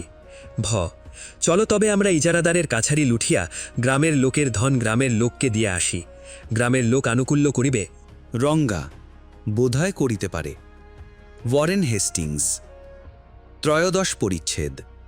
ভবানী ঠাকুর অঙ্গীকার মতে 2 জন স্ত্রীলোক পাঠাইয়া দিলেন। একজন হাটে ঘাটে যাইবে, আরেকজন প্রফুল্লের কাছে অনুক্ষণ থাকিবে। 2 জন 2 রকমের। যে হাটে ঘাটে যাইবে তাহার নাম গোবরার মা, বয়স 73 বছর, কালো আর কালা। যদি একেবারে কানে না শুনিত ক্ষতি ছিল না, কিন্তু এ তা নয়। কোনো কোনো কথা কখনো কখনো শুনিতে পায়, কখনো কোনো কথা শুনিতে পায় না। এই রকম হইলে বড় গণ্ডগোল বাধে। যে কাছে থাকিবার জন্য আসিয়াছিল সে সম্পূর্ণরূপে ভিন্ন প্রকৃতির স্ত্রীলোক। বয়সে প্রফুল্লের অপেক্ষা 5-7 বছরের বড় হইবে। উজ্জ্বল শ্যামবর্ণ, বর্ষাকালের কচি পাতার মতো রং, রূপ উহলিয়ে পড়িতেছে। 2 জনে একত্র আসিল, যেন পূর্ণিমা অমাবস্যার হাত ধরিয়াছে। গোবরার মা প্রফুল্লকে প্রণাম করিল। প্রফুল্ল জিজ্ঞাসা করিল, তোমার নাম কি গা? গোবরার মা শুনিতে পাইল না। অপরা বলিল, ও একটু কালা, ওকে সবাই গোবরার মা বলে। প্র, গোবরার মা, তোমার কয়টি ছেলে গা? গোবরার মা, আমি ছিলেম আর কোথায়, বাড়িতে ছিলেম। প্র, তুমি কি জেতের মেয়ে? যেতে আসতে খুব পারবো, যেখানে বলিবে সেইখানেই যাব। প্র, বলি তুমি কি লোক? আর তোমার লোকে কাজ কি না, আমি একাই তোমার সব কাজ করে দেব, কেবল 2-1টা কাজ পারবো না। প্র, পারবে নাকি? গোবরার মার কান ফুটিল, বলিল, পারবে নাকি? এই জল তুলতে পারবো না, আমার কাকালে জোর নাই। আর কাপড় চোপড় কাছা তা না হয় মা তুমিই করো। প্র, আর সব পারবে তো? গোমা, বাসন টাসনগুলো মাজা তাও না হয় তুমি আপনিই করলে। প্র, তাও পারবে না, তবে পারবে কি? গোমা, আর এমন কিছু না, এই ঘর মেটানো, ঘর নিকোনো, এটাও বড় পারিনে। প্র, পারবে কি? গোমা, আর যা বলো, সলতে পাকাবো, জল গড়িয়ে দেব, আমার এঁটো পাতা ফেলবো, আর আসল কাজ যা যা তা করব, হাট করব। প্র, ব্যাসাতির হিসেবটা দিতে পারবে? গোমা, তা মা আমি বুড়ো মানুষ, হালা কালা, আমি কি অত পারি? তবে কড়িপাতি যা দেবে তা সব খরচ করে আসব, তুমি বলতে পাবে না যে আমার এই খরচটা হলো না। প্র, বাছা, তোমার মতো গুণের লোক পাওয়া ভার। গোমা, তা মা যা বলো তোমার আপনার গুণে বলো। প্রফুল্ল অপরাকে তখন বলিল, তোমার নাম কি গা? নবাগতা সুন্দরী বলিল, তা ভাই জানি না। প্রফুল্ল হাসিয়া বলিল, সে কি, বাপ মায় কি নাম রাখে নাই? সুন্দরী বলিল, রাখাই সম্ভব, কিন্তু আমি সবিশেষ অবগত নহি। প্র, সে কি গো? সুন্দরী, জ্ঞান হইবার আগে থেকেই আমি বাপ মায়ের কাজ ছাড়া। ছেলেবেলায় আমায় ছেলে ধরায় চুরি করিয়া লইয়া গিয়াছিল বটে, তা তারাও তো একটা নাম রেখেছিল, নানা রকম। কি কি? পোড়ামুখী, লক্ষ্মীহারা, হতভাগী, সুলোমুখী, এতক্ষণ গোবরার মা আবার কান হারাইয়াছিল। এই কয়েকটা সদাশ্রুত গুণবাচক শব্দে শ্রুতি জাগ্রত হইল। সে বলিল, যে আমায় পোড়ামুখী বলে সেই পোড়ামুখী, যে আমায় চুলোমুখী বলে সেই চুলোমুখী, যে আমায় আটকুড়ি বলে সেই আটকুড়ি। সুন্দরী, আটকুড়ি বলি নাই বাছা? গোমা, তুই আটকুড়ি বলিলেও বলেছিস, না বলিলেও বলেছিস, কেন বলবিলা? প্রফুল্ল হাসিয়া বলিল, তোমাকে বলছে না গো, ও আমাকে বলছে। তখন নিঃশ্বাস ফেলিয়া গোবরার মা বলিল, ও কাপাল, আমাকে না? তা বলুক মা, বলুক, তুমি রাগ করো না। ও বামনির মুখটা বড় কদুর্জি, তা বাছা রাগ করতে নেই। গোবরার মার মুখে এইরূপ আক্কপক্ষে বীররস আর পক্ষান্তরে শান্তিরসের অবতারণা শুনিয়া যুবতীদ্বয় প্রীত হইলেন। প্রফুল্ল অপরাকে জিজ্ঞাসা করিলেন, বামনি, তা আমাকে এতক্ষণ বলো নাই অব? আমার প্রণাম করা হয় নাই। প্রফুল্ল প্রণাম করিল। বয়স্যা আশীর্বাদ করিয়া বলিল, আমি বামনের মেয়ে বটে, এইরূপ শুনিয়াছি, কিন্তু বামনি নই। সে কি গো? বয়স্যা, বামন জোটে নাই। বিবাহ হয় নাই, সে কি? বয়স্যা, ছেলে ধরায় কি বিয়ে দেয়? চিরকাল তুমি ছেলে ধরার ঘরে? বয়স্যা, না, ছেলে ধরা এক রাজার বাড়ি বেঁচে এছিল। রাজারা বিয়ে দিল না? বয়স্যা, রাজপুত্র ইচ্ছুক ছিলেন, কিন্তু বিবাহটা গান্ধর্বমত। নিজে পাত্র বুঝি? বয়স্যা, তাও কয়দিনের জন্য বলিতে পারি না। তারপর? বয়স্যা, রকম দেখিয়া পলায়ন করিলাম। তারপর? বয়স্যা, রাজমহিষী কিছু গহনা দিয়াছিলেন, গহনা সমেত পলায়ন করিয়াছিলাম, সুতরাং ডাকাতের হাতে পড়িলাম। সেই ডাকাতের দলপতি ভবানী ঠাকুর, তিনি আমার কাহিনী শুনিয়া আমার গহনা লিলেন না, বরং আরও কিছু দিলেন। আপনার গৃহে আমায় আশ্রয় দিলেন। আমি তাহার কন্যা, তিনি আমার পিতা। তিনিও আমাকে এক প্রকার সম্প্রদান করিয়াছেন। এক প্রকার কি? বয়স্যা, সর্বস্ব শ্রীকৃষ্ণে। সে কি রকম? বয়স্যা, রূপ, যৌবন, প্রাণ। তিনিই তোমার স্বামী? হ্যাঁ, কেননা যিনি সম্পূর্ণরূপে আমার অধিকারী, তিনিই আমার স্বামী। প্রফুল্ল দীর্ঘ নিঃশ্বাস ত্যাগ করিয়া বলিল, বলিতে পারি না। কখনো স্বামী দেখো নাই, তাই বলিতেছ। স্বামী দেখিলে কখনো শ্রীকৃষ্ণের মন উঠিত না। মূর্খ ব্রজেশ্বর এ তো জানিত না। বয়স্যা বলিল, শ্রীকৃষ্ণের সকল মেয়েরই মন উঠতে পারে, কেননা তার রূপ অনন্ত, যৌবন অনন্ত, ঐশ্বর্য অনন্ত, গুণ অনন্ত। এ যুবতী ভবানী ঠাকুরের চেলা, কিন্তু প্রফুল্ল নিরক্ষর, এ কথার উত্তর দিতে পারিল না। হিন্দু ধর্ম প্রণেতারা উত্তর জানিতেন। ঈশ্বর অনন্ত জানি, কিন্তু অনন্তকে ক্ষুদ্র হৃৎপিঞ্জরে পুরিতে পারি না, শান্তকে পারি। তাই অনন্ত জগদীশ্বর, হিন্দুর হৃৎপিঞ্জরে শান্ত শ্রীকৃষ্ণ। স্বামী আরও পরিষ্কার রূপে শান্ত। এই জন্য প্রেম পবিত্র হইলে স্বামী ঈশ্বরে আরোহণের প্রথম সোপান। তাই হিন্দু মেয়ের পতিই দেবতা। অন্য সব সমাজ হিন্দু সমাজের কাছে এ অংশে নিকৃষ্ট। প্রফুল্ল মূর্খ মেয়ে কিছু বুঝিতে পারিল না। বলিল, আমি অত কথা ভাই বুঝিতে পারি না। তোমার নামটি কি এখনও তো বলিলে না? বয়স্যা বলিল, ভবানী ঠাকুর নাম রেখেছেন নিশি, আমি দিবার বহিন নিশি। দিবাকে একদিন আলাপ করিতে লইয়া আসিব, কিন্তু যা বলিতেছিলাম শোন।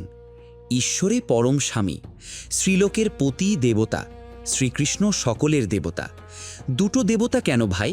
দুই ঈশ্বর। এ ক্ষুদ্র প্রাণের ক্ষুদ্র ভক্তিটুকুকে দুই ভাগ করিলে কতটুকু থাকে? প্রফুল্ল, ধুর, মেয়ে মানুষের ভক্তির কি শেষ আছে? নিশি, মেয়ে মানুষের ভালোবাসার শেষ নাই। ভক্তি এক, ভালোবাসা আর। প্রফুল্ল, আমি তা আজও জানিতে পারি নাই। আমার দুই নতুন। প্রফুল্লের চক্ষু দিয়া ঝরকর করিয়া জল পড়িতে লাগিল। নিশি বলিল, বুঝিয়াছি বোন, তুমি অনেক দুঃখ পাইয়াছ। তখন নিশি প্রফুল্লের গলা জড়াইয়া ধরিয়া তার চক্ষের জল মোহাইল। বলিল, এত জানিতাম না। নিশি তখন বুঝিল ঈশ্বর ভক্তির প্রথম সোপান পতিভক্তি।